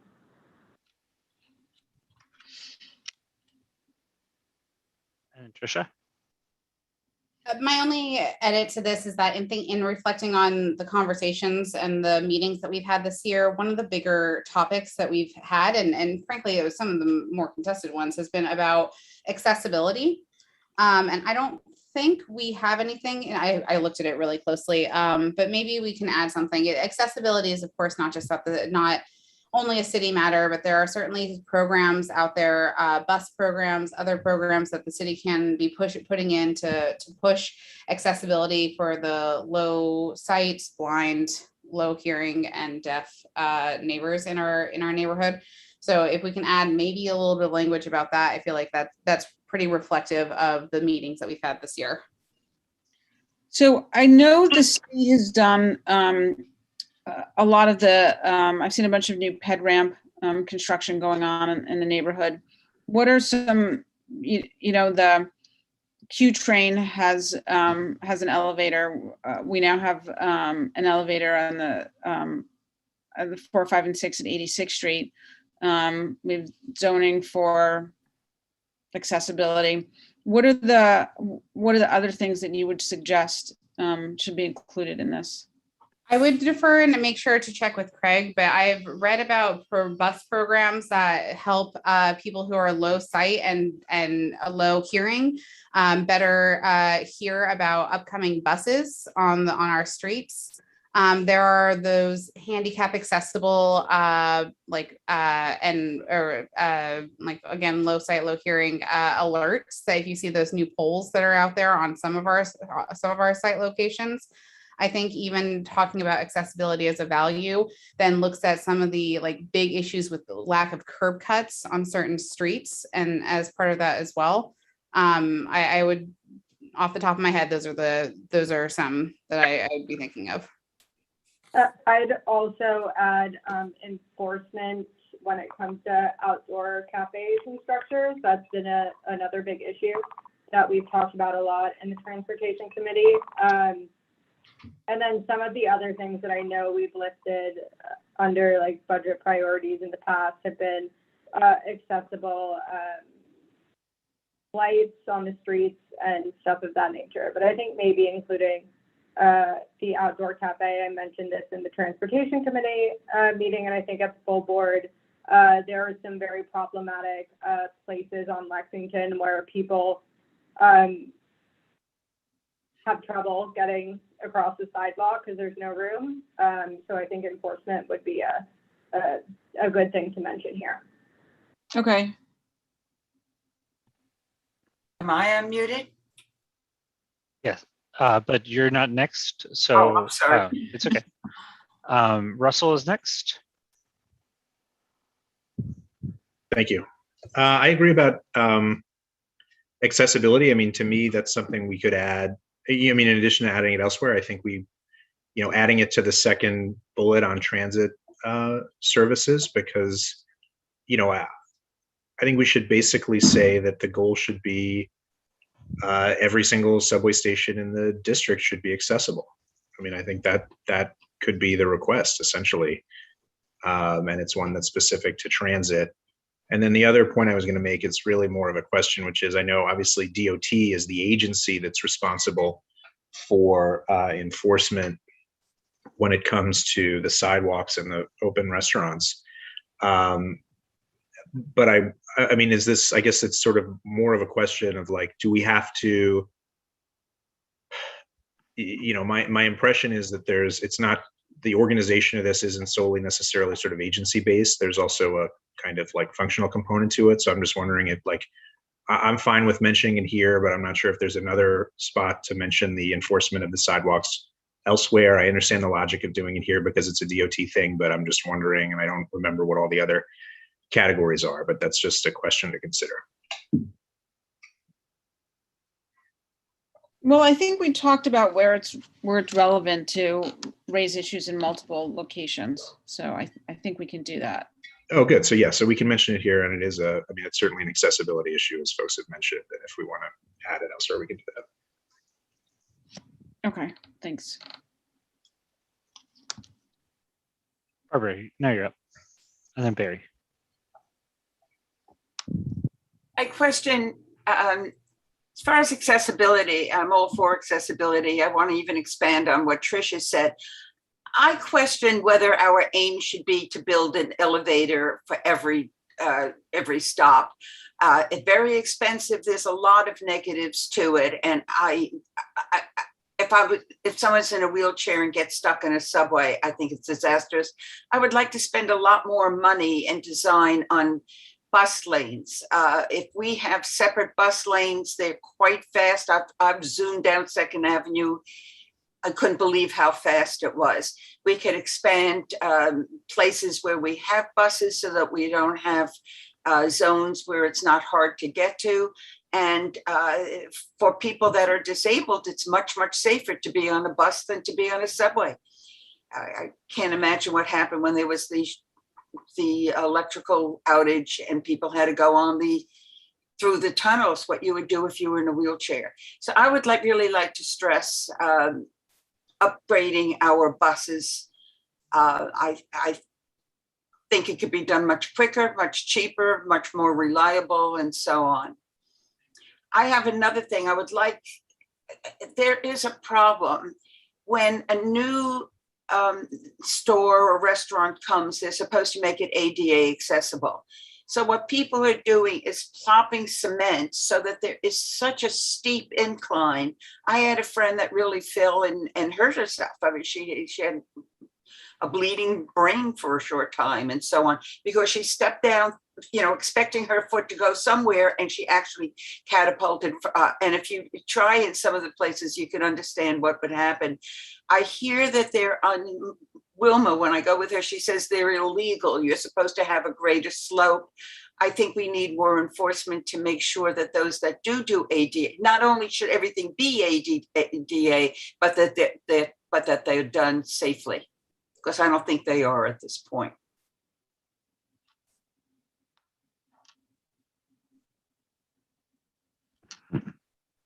Next, Barry. It's Judy again. Curb cuts, I want to go back to whoever said that. We've gotten more calls in the East 60s from people who are on walkers or wheelchairs or whatever, and that the curb cuts are not accessible, and the ones that are worn out and need to be repaved, etc. So I can't stress that strongly enough. So the city lost litigation over pedestrian ramps, and they're engaged in a $1 billion plus project to replace something like 1,800 pedestrian ramps across the city, which is the new name for curb cuts. So if we could point to specific locations that are high priorities, to get them to address sooner rather than later, I think that would be a good approach, and maybe we could be more successful in terms of the timeline, as opposed to just saying in general, we need to make the crosswalks more accessible. So Judy, specific. I think there are a couple that I can give you specifically, and I would say the East 60s because it's near the hospitals, and that's why we're getting the complaints. But I'll try and put something together tomorrow and send it off to you. Thank you.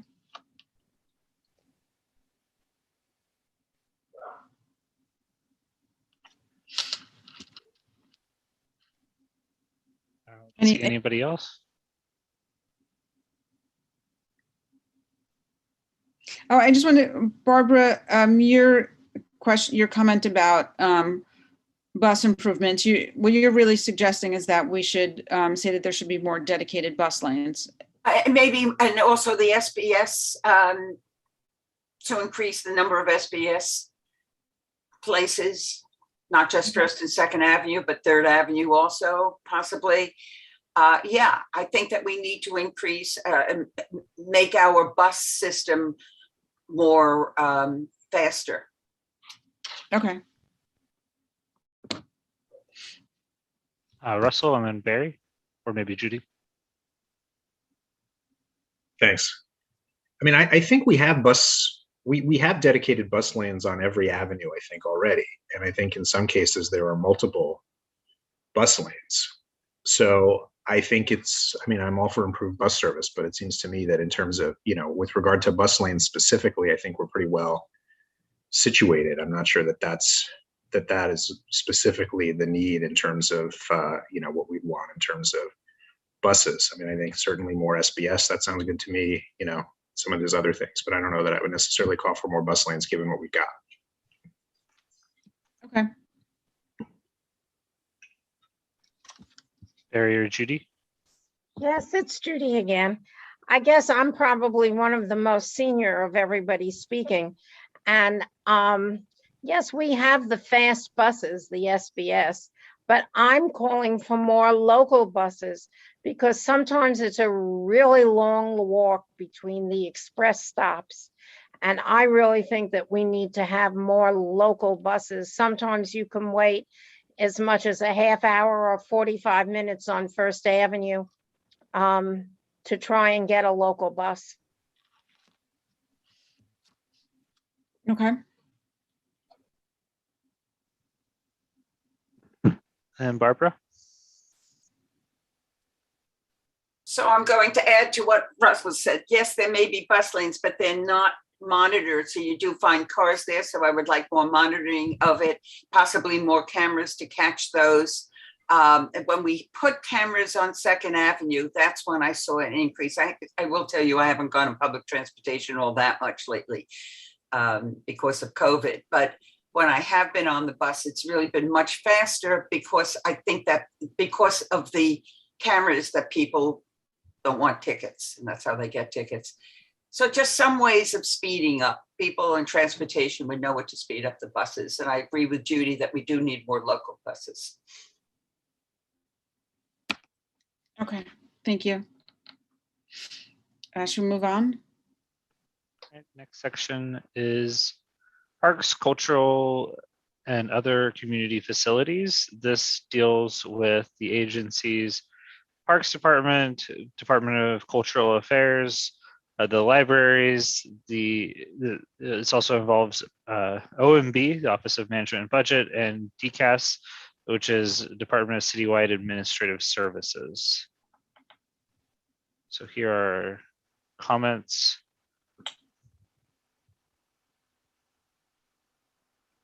It also involves community boards as well.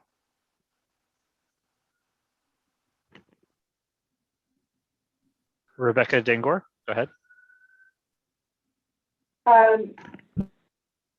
This might be the wrong time, but I know we had a lot of capital budget requests in terms of libraries in recent years. Maybe when we get to that section, we could get an update on the progress of those requests. Because I know those were, I think, a large portion of our top 10 in the past couple of years.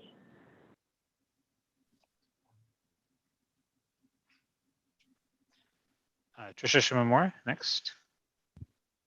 Yeah, so I mean, you've already heard my park spiel, and I support this language. We'll look it over one more time just to be sure. But I actually want to advocate for our libraries this time. They normally, I don't know if anybody is here from the libraries, but every year that we've been in person, and I've been going to these budget meetings pretty consistently since I've been on the board, we normally have somebody from the libraries here, and they're just really important. a lot of the time when Barbara, I was thinking about this when Barbara was talking about the need for our senior centers. Our libraries serve as a really critical social hub for our seniors, for our families. I missed ours, a lot as somebody with a small child. So I think that as much as we can, I support all the language about parks. Let's keep it all in there. Let's keep on going with the parks, but I also think that our libraries are really important. And if nobody's here from our public libraries tonight, then I'll wave that flag too. I'll just remind everybody in the public that they can also participate. All they need to do is just raise their hand by going to the reactions button at the bottom of their screen and pressing the raise hand button. So maybe we could ask the Parks Committee the Library Committee to take a look at this and see how they would update it. Okay. Trish gave a thumbs up. Rebecca Dangor, go ahead. Yeah, sorry, just again, I remember from last year, we made a point of adding the open 7 days a week part of the library, and I just think we should keep that there, especially when it comes to internet access as well. Okay.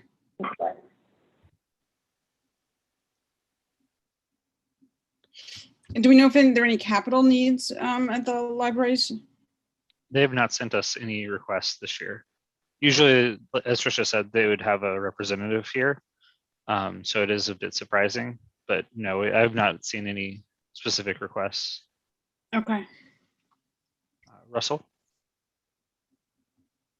So 2 minor points. So I think with the libraries, I think as long as we confirm that none of the things that we are listing have already been fixed, I think we're probably in reasonable shape to list them again. And then the other thing is just there's a typo that we should fix, which is in the needs for cultural services, you need an of after use. It should be use of community facilities. So as long as we're drafting here, I just want to point that out. That is it.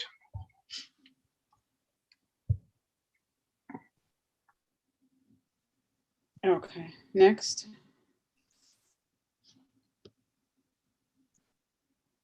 I'll also advocate for enhanced funding for community boards. That may sound a little self-centered, but I will still advocate for it. And I think you guys should as well. Absolutely. Barry and Rebecca gave a thumbs up.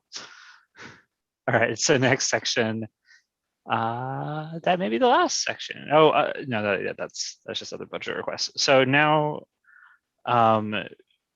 based on those comments, usually we would entertain a motion to approve the district needs statement and vote on that.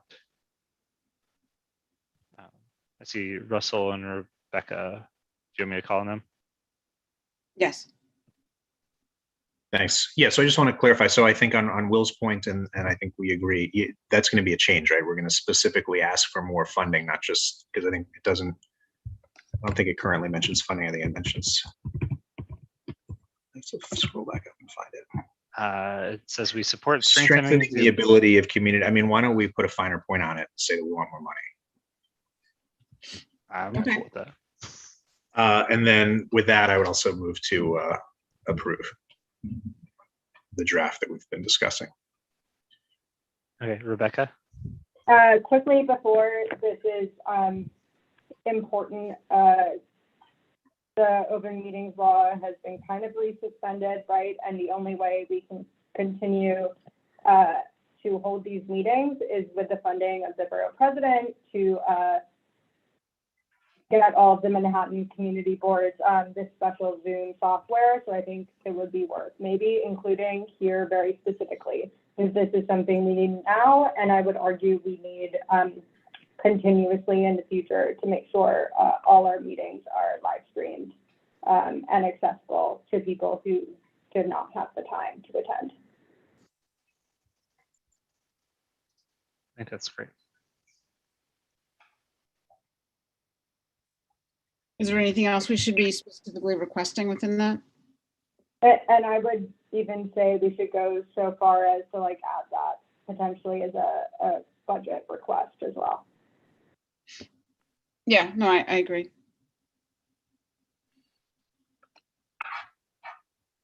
So is there a second or Barbara? Is that you seconding? Okay. So Felice, should I go ahead and we should vote on this or? Yes. Yes. Okay. So I'm going to lower everyone's hands. We're going to do it the same way we usually do. If you are voting no, abstaining, or not voting for cause on the district needs statement, as we've been discussing and amending, please use the reactions icon to find the raise hand button, raise your hand, and explain your vote. Otherwise, this will go down as unanimous with these board members still in attendance: Farber, Rudder, Schneider, Phillips, Michelle Birnbaum, Rebecca Dangor, Squire, and Shimamura. Great. Budget requests. So if there's nothing else, should we move to adjourn? Oh no, we have to do the budget requests too. I'm sorry. I really would have. I was just getting rid of one screen to go to a different screen. So our capital budget requests from last year, here they are on the screen. Each of the board members should have received a copy of this. They are also listed as a part of the district needs statements, as you saw previously. Rebecca Dangor. I would move to include 2 new items in our top 10 or top 5, which would be the AC for the 19th precinct, as well as the funding for Zoom capabilities. I don't know if all of those are capital though. I didn't take that. Zoom is expense. Okay, but the 19th precinct is definitely capital, right? So I would move that into our top 5 if everyone agrees. Should we put some NYCHA capital investment in our top 5? We do have 13 requests. I was just saying on our top 5, I do want to make sure everybody gets a chance to look at those. So the number 1 item was more affordable housing. Oh, sorry. It's schools. A new school. So should we think about this and put in our top priorities things that are more likely to get funding, or less of an issue about just finding the physical space to do something? I mean, I know we need more schools and that is critical. That is a critical issue, but maybe there are other items that are more tangible and realistic for happening in the shorter term that we could move up. Or even balance out the commitment to NYCHA as being part of this community. Yeah, Russell and then Michelle have their hands up. So, in terms of the top 5 specifically, I think, I would be okay with moving down the library ramp out of the top 5 potentially. I mean, I think it's an important thing, but I think it's, compared to some of the other things we're talking about, including like repairs at NYCHA, I think I would probably rank that higher. So I think that suggestion sounds good to me. I'm a little, I'm not, I like the idea of still keeping the housing request in the schools in there. I mean, I guess here's a question, and maybe this is a little bit, subterfuge or whatever, but I mean, our top 3 requests are a high school, a middle school, and an elementary school. And I wonder if we could combine all of those into one and say that we want more schools, and even we could say specifically in our one request that we want one of each, and then that's one item, and that gives us a little bit more leeway in our top 5. Because the other thing that I think is important from a capital perspective is the resiliency issues that we talked about, and that's certainly going to require capital spending. And I'm not sure that we know necessarily super specifically what it is we need, but I think certainly, we're going to want some capital investment in, stuff that's, resiliency efforts to not have flooding and all of it. So, I think even if it's got to be sort of vague and just say, we want resiliency and flood prevention and something along those lines, I would say that that's a top priority capital item.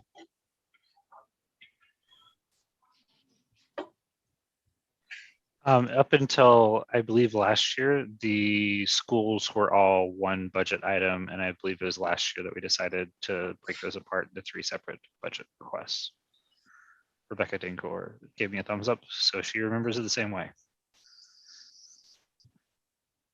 Russell, were you done? Yep. Okay, great. Michelle is next. Yeah, I think that's fine to put the 3 schools specifically saying elementary, middle, and high school as number 1. I think that's fine. And then repairs, I think for NYCHA should go in there, specifically repairs. I also want to note that developers are starting to show, I don't know whether or not it's interest or whether or not they're being forced to feel this way, but whatever, the desire for schools is spreading throughout the community. And I've heard commentary that developers, they're building these big buildings, and some of them are starting to consider putting schools into those buildings. So I say we keep up the pressure. Thank you. Thanks, Michelle. Barbara Rutter's next, and then Barry Schneider. I just want to say I was in the East 67th Street Library. They do have a ramp now.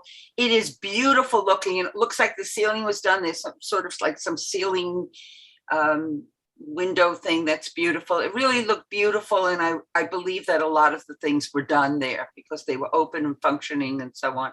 And it must have been air conditioned because it was warm yesterday, and I felt very comfortable in there.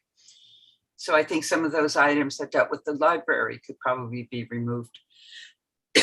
I believe both of these 2 continuing supports for the 67th Street Library are both completed, but we can check with them to make sure before we remove them.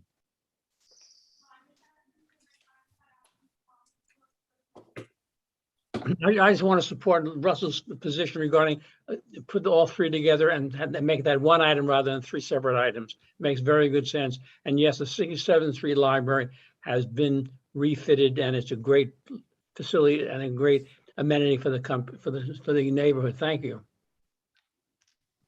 Thanks, Barry.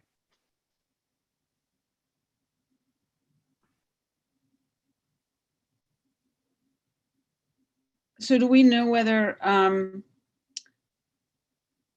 have we fully funded the East River between 60 and 63rd Street and Phase 3 of Andrew Haswell Park? Is that, I know there's a lot of talk about that in the Parks Committee. Is that segment of the work underway or already budgeted? Unfortunately, no. Andrew Haswell Green still needs funding. I would, given the rate of repairs to the Esplanade and how slow it's been and the number of new sinkholes appearing, frankly, because of our lack of investment in resiliency measures, I feel like I can make a strong argument saying that this should still be an item on our capital budget priorities. Barry, I don't know if you want to add to that. Yes, there should be continuing support for the funding. AHA, Andrew Haswell Green still needs funding to complete 2B. It's 2B in our continuing support. Yes. Yes. Okay. And then, Oh, I just want to say, Phase 3, we haven't even started to fundraise for yet, because we stopped even thinking about it because we thought fundraising for Rupert Park was more important. But we'll get to that next year. We should live and be well. Well, so since we have phase 3 and phase 2B as two separate items. Yes. Can we combine that into one item to create room to talk about Rupert Park? So one is in continuing support, which means that it's already been funded, but we want it to stay a priority. And then the other one is actually still in our priorities list. So it was ranked. Oh, fine. Does that make sense? Yes. Makes sense. Okay. So they don't actually compete against each other. Okay, and what about the Queensboro Oval? I know we had a presentation at the Parks Committee on that project. Is that something that needs funding as well? Not in my mind. I want to see the Parks Department return that to a use of the community and not a private tennis court. So that's what we're calling for. And I mean, I did a quick once over on all these items. There's a separate item for Rupert, which still needs to get additional funding. There's a separate item for John Jay, which desperately needs a lot of improvements. There's the Queensboro Oval is not calling for it to be privatized. It's calling for it to be returned to public space ferry, which is our committee's stance on that matter. Absolutely. Which frankly, they're all slightly separate issues, and so we've kept them separate. I think historically. Okay, is there a specific NYCHA housing request that we can put in there? A specific critical investment that they need, which I'm sure there are many. Russell was. So on that, I mean, my understanding, I don't know more specifically than just to say repairs. And I mean, I think the need for repairs is pretty widespread. And my impression is that it applies both to individual apartments and also relates to the speed with which general maintenance is done and things like elevator repairs take place. So I from my knowledge, I think, just sort of talking about repairs generally is, I don't know more specifically than that, but I think also it's just a very widespread need. Okay, yeah, I didn't know whether it's saying, that they needed new elevators or a new boiler system or something like that. Yeah, I mean, I think it's a lot of stuff. And I think, frankly, as much as there's a lag in getting that kind of stuff repaired, I think that at least sort of is more likely to happen currently than the sort of individual apartment repairs, which can be pretty needed. And I think the wait to get that stuff done is longer. And so in a way, it's almost like I would say there's more of a need, in terms of added pressure from us for the apartment staff. But that's something that we should really confirm with folks. And maybe we don't need to distinguish between particular apartments and broader sort of building wide things. So yeah, I would certainly, I'm on board with adding that as one of the top priorities. But I think so if we're going to combine the 3 schools in one, then that allows us to add NYCHA repairs and resiliency to the top 5. And I think actually still keep a library in there. And I think actually to the point that you made initially, Felice, I think to have a library in there rounding out the top 5, which is a sort of more discrete item that maybe is going to be easier to get done. And having something like that in there actually, I think is beneficial, as you said, in terms of increasing the likelihood of that happening. So after Russell is Rebecca and then Michelle. Oh, sorry, I didn't realize I was still unmuted. In terms of NYCHA, I know there was an improvement during the last 2 years in terms of like heating and hot water at NYCHA, but I don't think it was enough. So if we're gonna specifically mention repairs, I would include that, but of course I would additionally refer to Sandrea and Wilma on this issue. So I think as long as we have an item directly addressing that in some way, that would be the best pathway forward. Michelle? Yeah, I would like to say with regard to NYCHA, repair and upgrade. Does anybody know whether or not everybody in the NYCHA apartment has air conditioning and if they're all functional? Because I would specifically mention that. And I think if you say repair and upgrade, we can also mention Wi-Fi.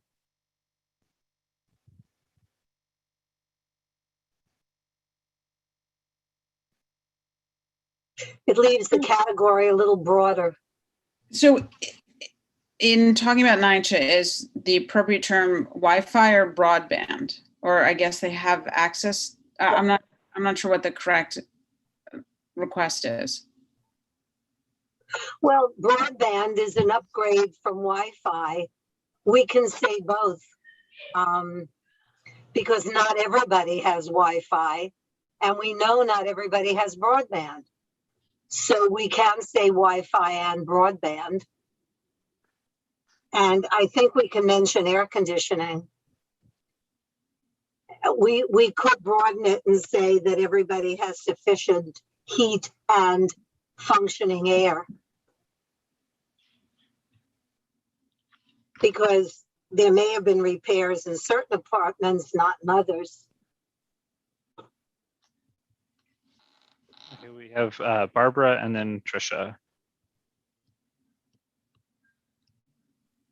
I like the idea that what Michelle said about a general idea. As far as air conditioning, what I know from Wilma, and I'm not 100% sure, you need your own air conditioner, but the problem was electricity.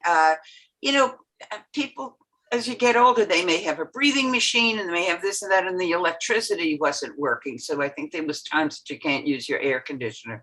So I think general upgrade, it sounds like there's mold problems. There's just so many problems that are there. I think that would be better than rather than listing things that we think they may need. And then Trisha? Yeah, I agree with Barbara. Just to confirm, there is no like essential air for NYCHA. Everybody is responsible. If you want an air conditioning unit, you have to go get one. And there are many problems. So I agree with being broad here, and again going back to Wilma and Sandrea to confirm that we are prioritizing the right issues. Okay.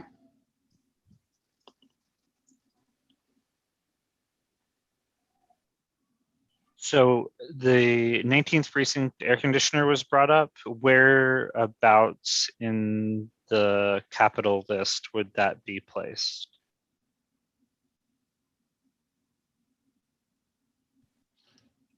Do we have room to put it in the top 10? So right now, the three suggestions, we have four suggestions technically, I guess. One is to merge the top three together into one schools. I think everybody's okay with that.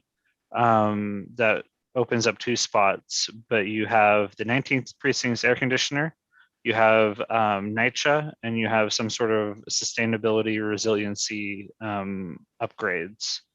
And so you would need to just push everything down one, but you could put that as 5 and then move the library down to 6. Well, the 67th Street Library was done, so that's coming out, right? Those were in continuing support. The number 5 was the Yorkville branch library. Okay.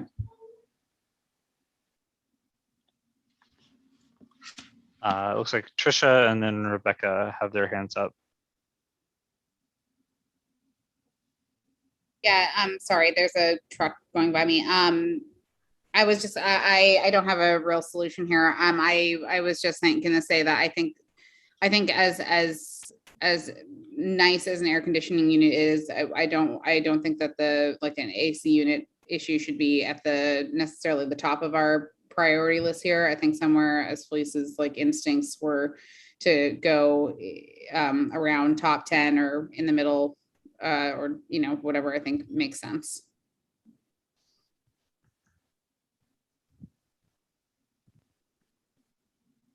So maybe somewhere in here. And by the way, guys, you guys can all unmute yourselves. There's only board members and two public people left. I mean, isn't it part of their budget to? Just try not to speak over each other. I was just going to ask, is that part of their budget to get an air conditioner? I mean, do we need a separate budget item for it?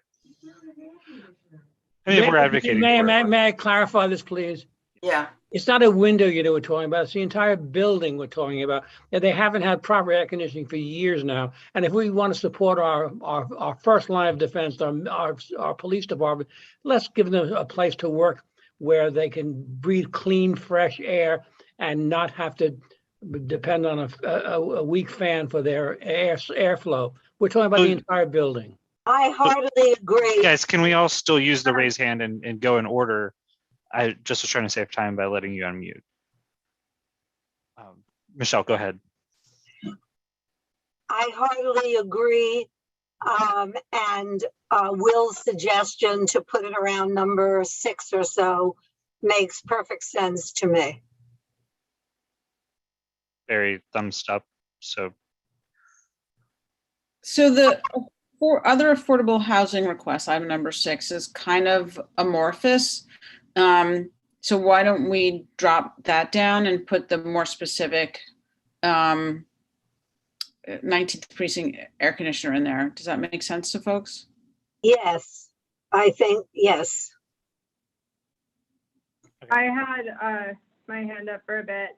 I am comfortable moving the ramp that I think was item 5 down, as Will suggested, and putting both NYCHA and the 19th precinct in the top 5. I agree with what Barry said completely, but I do think this is something that we do have a chance of maybe happening. And I think in order to get it done, it should be in our top 5. So but NYCHA first and then the 19th precinct, but that's my opinion. there was still the request from Russell about resiliency in the top 5, or maybe not. In the top I think those two issues are, at least for me, they're the top 2. You could move that down. I think you could move the resiliency thing down because it's a much broader topic, and the precinct is quite pressing. Okay, so after we'll let Russell go and then Barbara Rudder. This is a suggestion. Yeah, I will. So I think resiliency should be in the top 5. I think the air conditioning is very important. I agree with having it high up, but I think ultimately resiliency is the more important thing in terms of, I mean, we're talking about, flooding, and it's very, very urgent because this is an issue that's not going away anytime soon. And frankly, we probably have not even seen the last of it this year. So that's something that I think, and just the importance of dealing with climate change and those issues just cannot be overstated, in my opinion. So I would advocate to keep that in the top 5. And I think to have air conditioning for the 19th precinct, out of the top 5, it's still an important issue. And that's how I would order it. I agree with you. Thank you, Russell. Thank you. Barbara Rudder, you're the last person with your hand up. Unmute yourself. Barbara, unmute yourself. We can't hear you. I thought I was unmuted. I just want to say that I agree with Russell. I think resiliency is extremely important. I know it's not specific. We could put something specific like fixing sewers or cleaning the sewers, but we're not in good shape. We do not want to have more of these. We will have more of these storms. We need to learn how to handle them.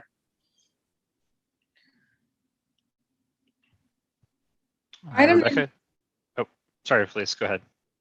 Item number 4 is a DHS to work closely with HPD. Would we want to replace that one with, make that the NYCHA item, NYCHA request, and move that down? Trisha gave a thumbs up. You can give a thumbs up if Barry also agreed, moving that down. Russell as well. Rebecca, you have your hand up as the next speaker. Yeah, I was going to agree. I think, Elise, that's the right move. If we combine the first 3 and move the other 2 down, I think we have room for the new other 3 items that we want in the top 5.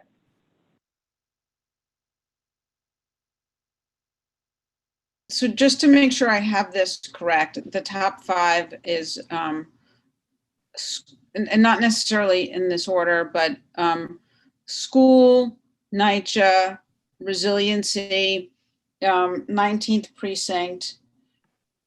What's the 5th item? At that point, it would be your item 4 that's currently there.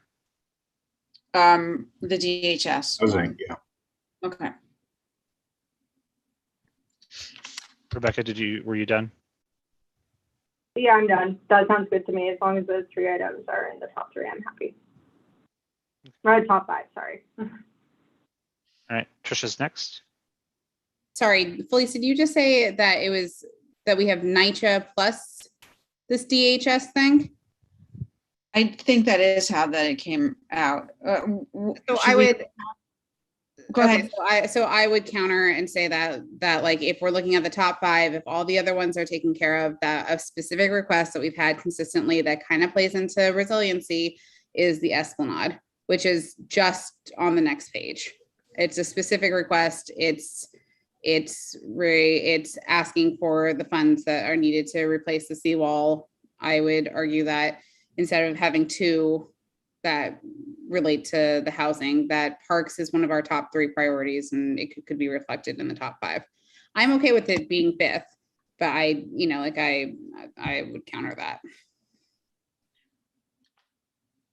So schools, NYCHA, resiliency, Esplanade, 19th precinct. If people would prefer the 19th precinct to go above it, I think it's top 5, and I don't really know how much that, like, getting into splitting hairs matters. And I hear other people who are prioritizing that, so it's fine with me to switch whatever order. Okay. Did I miss something?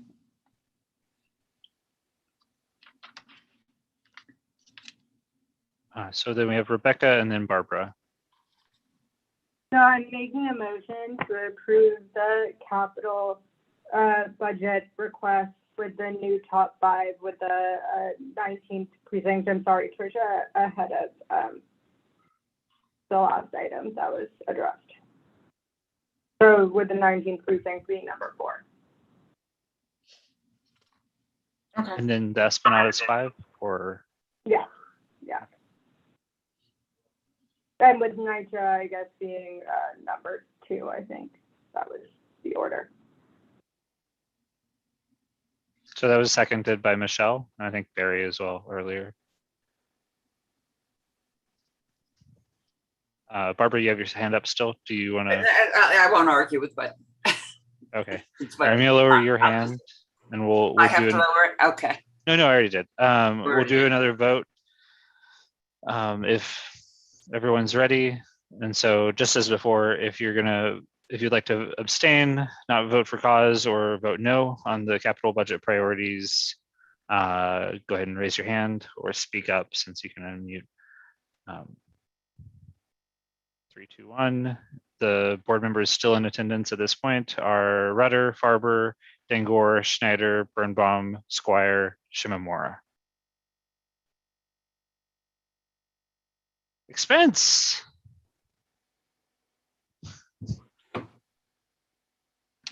Everyone's excited about expense funding.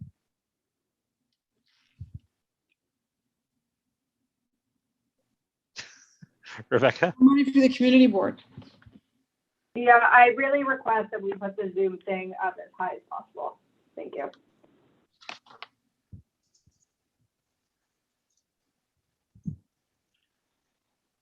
Who would that be structured to? Would that be structured for community boards to get additional funding for Zoom? Yeah, I think it's, again, we don't know who our new borough president will be. I'm pretty confident that this will be a welcome addition, but I just think we have to make it clear that it's our intention to continue live streaming our meetings. And we can't do that without the current deal that Gail's office has. So these cannot be used to make requests of elected officials to fund things. Yeah, no. I think just okay. saying that we need additional funding to ensure the continued capacity of hybrid meetings and live streaming meetings on YouTube or in perpetuity, or however you want to phrase that. Barbara Rutter and then Tricia. Am I unmuted? You're unmuted. Go ahead. I'm very uncomfortable with that. That is an issue that we were going to bring in front of the community board. I really do think we need community input. There's a lot of different opinions, whether during COVID, absolutely, during this period. But I think you're talking about forever to have hybrid meetings. I don't think that's a decision we made. I have a problem with it. I don't think it's a decision that we've made. Am I wrong? Has it come up when I wasn't around? No, the board is not like universally in support of it. I would be uncomfortable with that at this point. I think that we have a right to discuss it and the pros and cons. Certainly to continue the Zoom during the COVID period, when we're not coming face to face, but hybrid is very different, and how we do hybrid and who does, who could be hybrid and so on is something that I think I would like to be part of the discussion. Tricia, then Michelle, then Russell. I'm sorry, I have no comment on that one, but I wanted to comment on something separate. In looking at these, and I'm going to look at it a little closer. It just seems to me like 10, 11, and 8 on our list are particularly important right now. And just to go over them, if you can't read it, because it's hard for me. 8 being enhanced home care services. So this is services for older adults, including personal and home care, transportation, Meals on Wheels, senior congregate care meals programs, case managers, talking about the impact COVID has had, particularly on seniors. 10 being expanded, increased funding for mental health services and other homeless outreach services. And 11 being providing additional funding for children's services, especially programs to prevent abuse and neglect. Obviously the first two, we've already talked about at some length in our neighborhood, but I don't know if you all have been affected by the kind of awful and tragic deaths of several children in New York, but it personally is haunting me. And I like particularly those 3, to the extent that it makes an impact, I would maybe ask that we bump them up on the list. Particularly the first 2 have to do with how our community has fared through COVID. But that increased services and support to prevent abuse and neglect is I just think particularly important now. After Tricia is Michelle and then Russell. Yeah, I was just going to say that I don't think the streaming the continued hybrid streaming should be included here. It's a much larger discussion. We are all streaming live. We do interactive streaming, however, is a whole other situation with a whole other list of circumstances, and it shouldn't be mentioned here.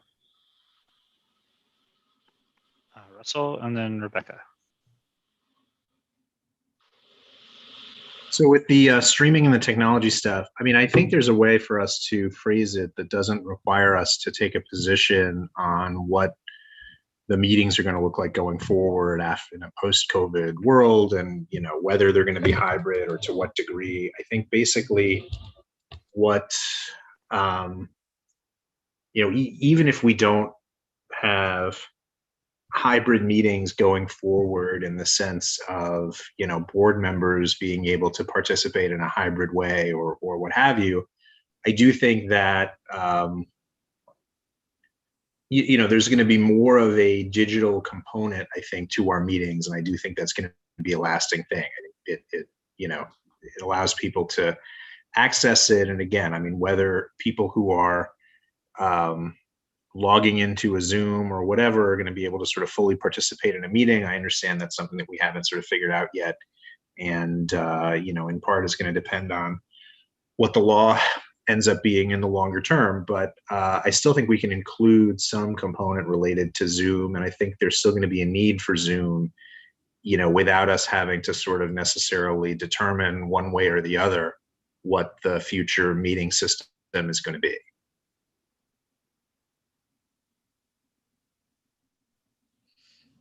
Yeah, and I'll just add on to that. My main point was not so much about hybrid. It was more about the fact that previously only our full board meetings were recorded and available to the public after the fact. And I think one of the greatest gifts that we've given is that these meetings are now recorded and anyone can access them at any time. And that really opens up, at least in my view, public, maybe not participation, but at least awareness of what we do. And I think we spent, part of our remaining internal budget on buying the cameras that would enable us to continue live streaming all of our meetings. And I think this is something we should start requesting now. And I hope to see even when we go back fully in person. And Rebecca, I'll clarify, since I was the budget director of the city council office that first started funding our live streaming. The price difference between what the council was giving to WNET to fund for just streaming our full board meetings and the price of Zoom is a much better deal to fund Zoom to live stream than it was to fund WNET. That said, community board staff have to do it, and I have to be here, so sorry. Yeah, I completely agree. So I will move to, again, as I did earlier, include that in our expense request. Michelle and then Barbara.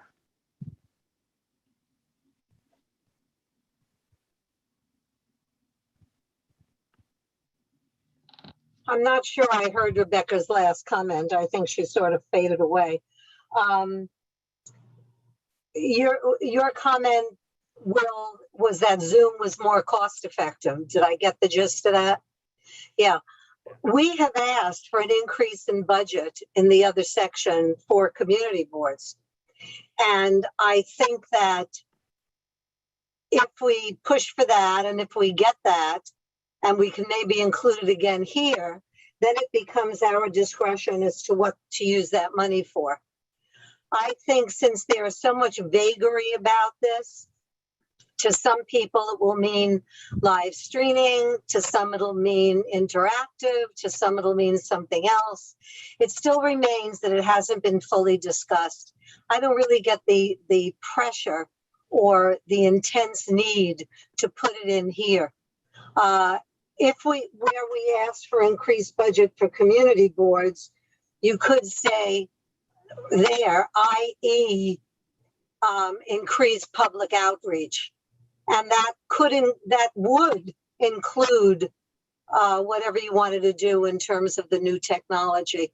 And then it will leave it open for discussion. I just don't think it belongs here. And to me, the conversation's not over. Barbara, then Russell. I really am very confused. If it's merely live, in my mind, please correct me if I'm not right, that live stream and Zooming are two very different things. Live streaming is that somebody watches what goes on. It could be in real time or it could be after. Zooming is a much more interactive thing.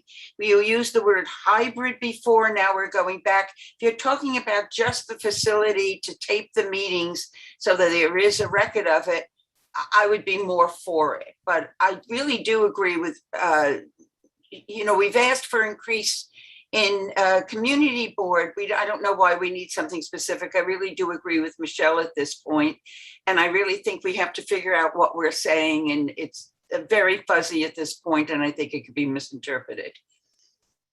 Am I right that live streaming and Zooming are not the same thing at all? When I live stream for various things, I'm watching, but I cannot participate at all. So we used our Zoom platform, just like we're doing right now, to live stream. So, but it's addition. You used it, and you had the ability to live stream after. So I can't live stream without the Zoom. Like the Zoom is the platform in which we are live streaming from. So like when we met in person at Hunter High School, right? I had a Zoom set up, and that's the platform we used to then port over into YouTube a live stream that people could watch. But I wasn't able to go on to Zoom. I wasn't able to make No, you weren't able to participate through the Zoom. That would be a hybrid meeting. I don't know how to word it. If it's a way of making it so that there's a history of it rather than just the tapes that never worked and you couldn't quite get to it, I would be all for it. But I think the wording is very muddy and very easy. I know there are those that are proponents of hybrid forever. I am very much against it for a few reasons that I'm not taking today to talk about it, but I certainly think I would like to be part of a discussion about it. I agree with Michelle. We're saying let's increase the community board budget. We could use that budget any way we want. Am I right? Russell and then Rebecca, if you're done, Barbara. I am. Okay. So I'm fine with the vaguer request for community funding, community board funding more generally. The other point I wanted to make is I think current item 22, which is recycling and composting, I would suggest that we move it up. I'm not sure that, frankly, I think that's a pretty important item. I don't know that it's going to be tough, I guess, to get into the top 5, but I think we should at least move it up considerably from where it is. So if it needs to be somewhere in the top 10 and whatever, that maybe that'll be where it ends up, but I think we should move it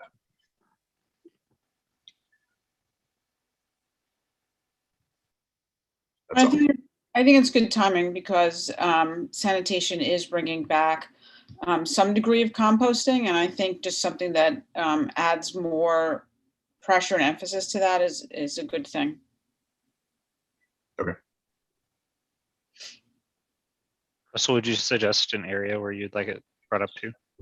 Let's see here. It's very tough. I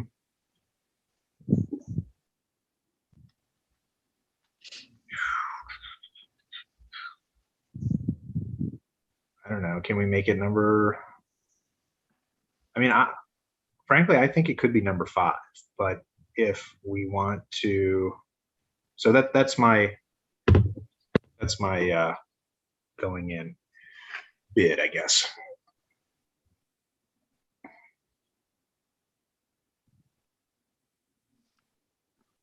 I think I might make it number 7. I'm not sure park maintenance. I guess we do need park maintenance. I don't have a problem moving it up. I would accelerate the trash removal as well, and then add in Oh, the composting. Russell, are you done? Yeah. Okay, Rebecca, and then Barbara, and then Michelle. Sorry, last thing, and then I promise to move on from this topic. I don't think the language should be so vague because, again, the only way that we're able to afford the Zoom software that we need to live stream is through this special deal in which each community board doesn't have to pay individually. It's kind of an item, it's a package deal. And I really do think no matter, I don't think it has anything to do with hybrid or the future of how we conduct meetings. I think it's simply about making sure anyone who wants to be able to watch a Zoom meeting, or even a board member who has to write minutes to be able to review it so easily, it's an essential thing that I think we have to argue for now.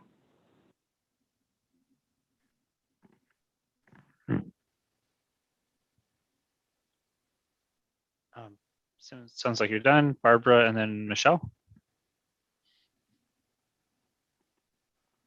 I'm okay, right? I'm going back to the composting. Felice, there's two things. There is a program that will say, if your building, if your super says yes, I will accept a compost bin, then there will be pickup. I think a lot of buildings are not going to do it. I'll bet my building doesn't do it. And that means that if I want to do composting, I have to go someplace to do it. Right now, there's only one place for a couple of hours, one day a week that you could bring it, 96 in Lexa Park, I forget, maybe Russell remembers. So there's really a two-part to it. What I think we're asking for composting is more places besides your building where you can actually drop off your compost. And I think that's part of the environment. I think the environment is just so important. And so CB8, we've had problems, and I would like to see it pushed up. Where do you recommend we move it to? I'm not sure, maybe 6. I would, what Russell said, I would agree with.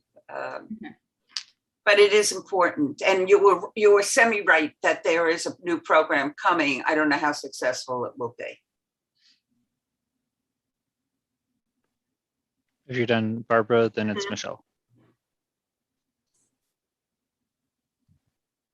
Yeah, I don't want to keep going back and forth. We can be doing this all night. I think we have to move along. I still remain firm that the whole Zoom allocation can be worded differently. I don't think it belongs here. In terms of the composting, from my point of view, it's fine where it is. Not everything can be in the top 5. Being in the top 10, 15, 20 does not mean that it's unimportant. Perhaps composting can be specifically mentioned in one of the other items about sanitation or whatever, but I don't think we can continue to agonize like this. This is a very important list. It all is a priority, and I think the numbers will fall where they may, and not everything can be in the top 5. For me, composting doesn't belong in the top 5. I think the support to individuals and more widespread things that affect people in a very serious way and how they live belong in the top 5. So I would suggest that we somehow end this conversation and move along.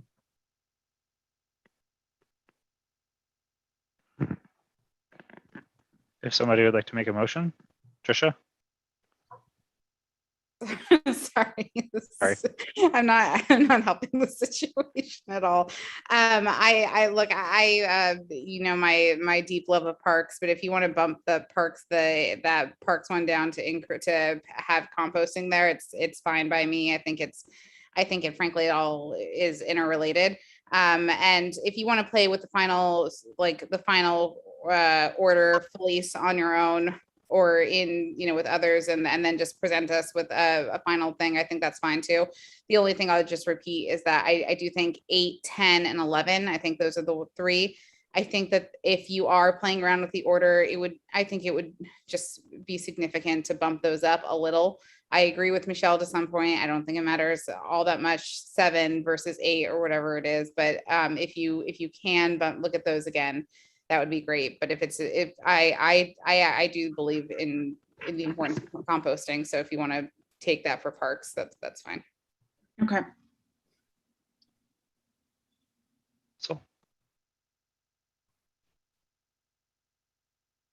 So I'm not sure where we ended up in terms of, the sort of CB8 item, which may or may not sort of specifically mention Zoom. Is that also going to be in the top 5, or do we know that? And then a separate question is, should we just vote on whether to have it specifically mention Zoom or not, just to sort of settle it, and then we'll just move on from there? So I would recommend, I don't think it has to be in the top 5, but I would recommend that we do specifically mention Zoom. I think this is different than the whole issue about whether or not to be hybrid or not hybrid.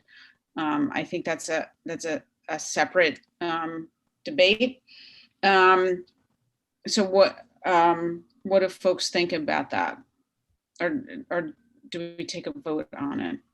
Yeah, I mean, I agree with you, I think, but if there's not consensus, instead of having everybody just sort of, again, we've gone back and forth, I think, considerably on it. So if we need to come to a decision and we just then, I mean, yeah, it can be a quick straw poll or whatever. I think it can be a happy medium, which is making the primary word consistent live streaming, and maybe mentioning the fact that Zoom is the most cost-effective way to do that. But I would actually push for it to be in the top 5. I think it's pretty essential, but I will defer to everyone else. As long as it's included, I'll be happy. I'm fine either way.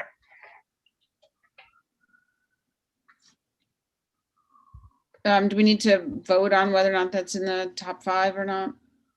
I think we're going to live streaming. What's your view? I have no preference on. Well, can we scroll up and see what's already in the top 5? Because now we're right.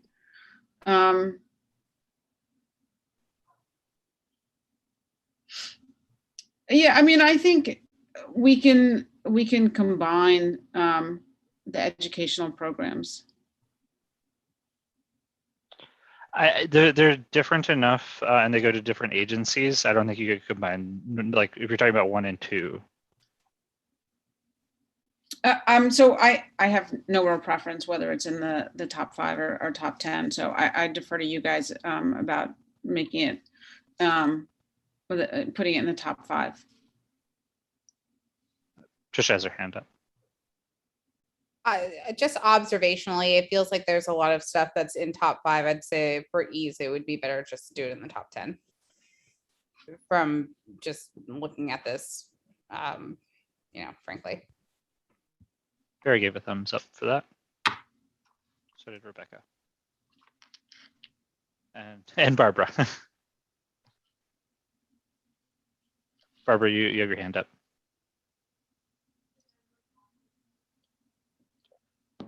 I was just going to say that I think that whether we have the Zoom or live streaming or whatever you want to call it, it's really about community board thing rather than about the community generally. I think the other issues affect our community, and I think that's what we need to do. You could say the community wants to watch community board meetings, but really when you're talking about NYCHA and education and environment and things like that, that's what really gives our quality of life better. So I would like to put it lower down. Michelle, you have your hand up. Yes, am I unmuted? You are. Yeah, I think when you have a topic that has a little, there are differences of opinion around here as to whether or not to put it on this expense budget priority in the first place. And now you're asking for it to be number 5. I think that's really pushing it a little bit, considering there are people who are not in agreement. I still maintain that where it has for expenses for community board on the prior budget, you can say, i.e. technical equipment for blah, blah, blah. and that would take care of it. And I think there's enough dissension here where I think we can account for that and not put it in here, and certainly not bounce these other things to put it in the top 5. I think that's really pushing it a bit. Rebecca? All right, so I'm fine as long as it's included somewhere. And again, I think we can find a way to make the language vague/specific enough to keep everyone at ease. So as I think it was Trisha who said, it being in the top 10, I'm fine with that. So I moved, so I guess I can't make a motion because I just spoke, but I hope someone makes a motion to approve. Barry? Move to approve. Russell seconds. So I'm going to lower everyone's hands. And if everyone's ready to vote, then raise your hand if you are voting no, abstaining, or not voting for cause on the expense budget as we have discussed. Michelle? Yeah, so I'm still not sure where all this is falling. Yes or no, Michelle? I'm going to abstain and do my final vote tomorrow. And not tomorrow. These will be voted on in the October full board meeting. Okay. So that Felice doesn't have to pull an all-nighter. Thank you. Okay, sounds good. So that I don't either.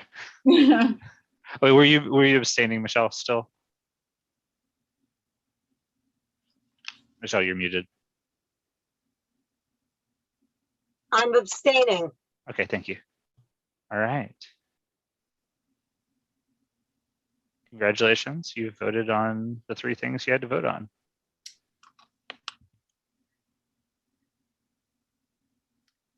Is there anything else for us to discuss, or can we move to adjourn? Michelle? Move to adjourn. Excellent. Seconded by a lot of people. Good job, Felice. Thank you, Felice. It was great. You did Good great. job. Thank you very Fantastic much. job, please. Have a great evening, everyone.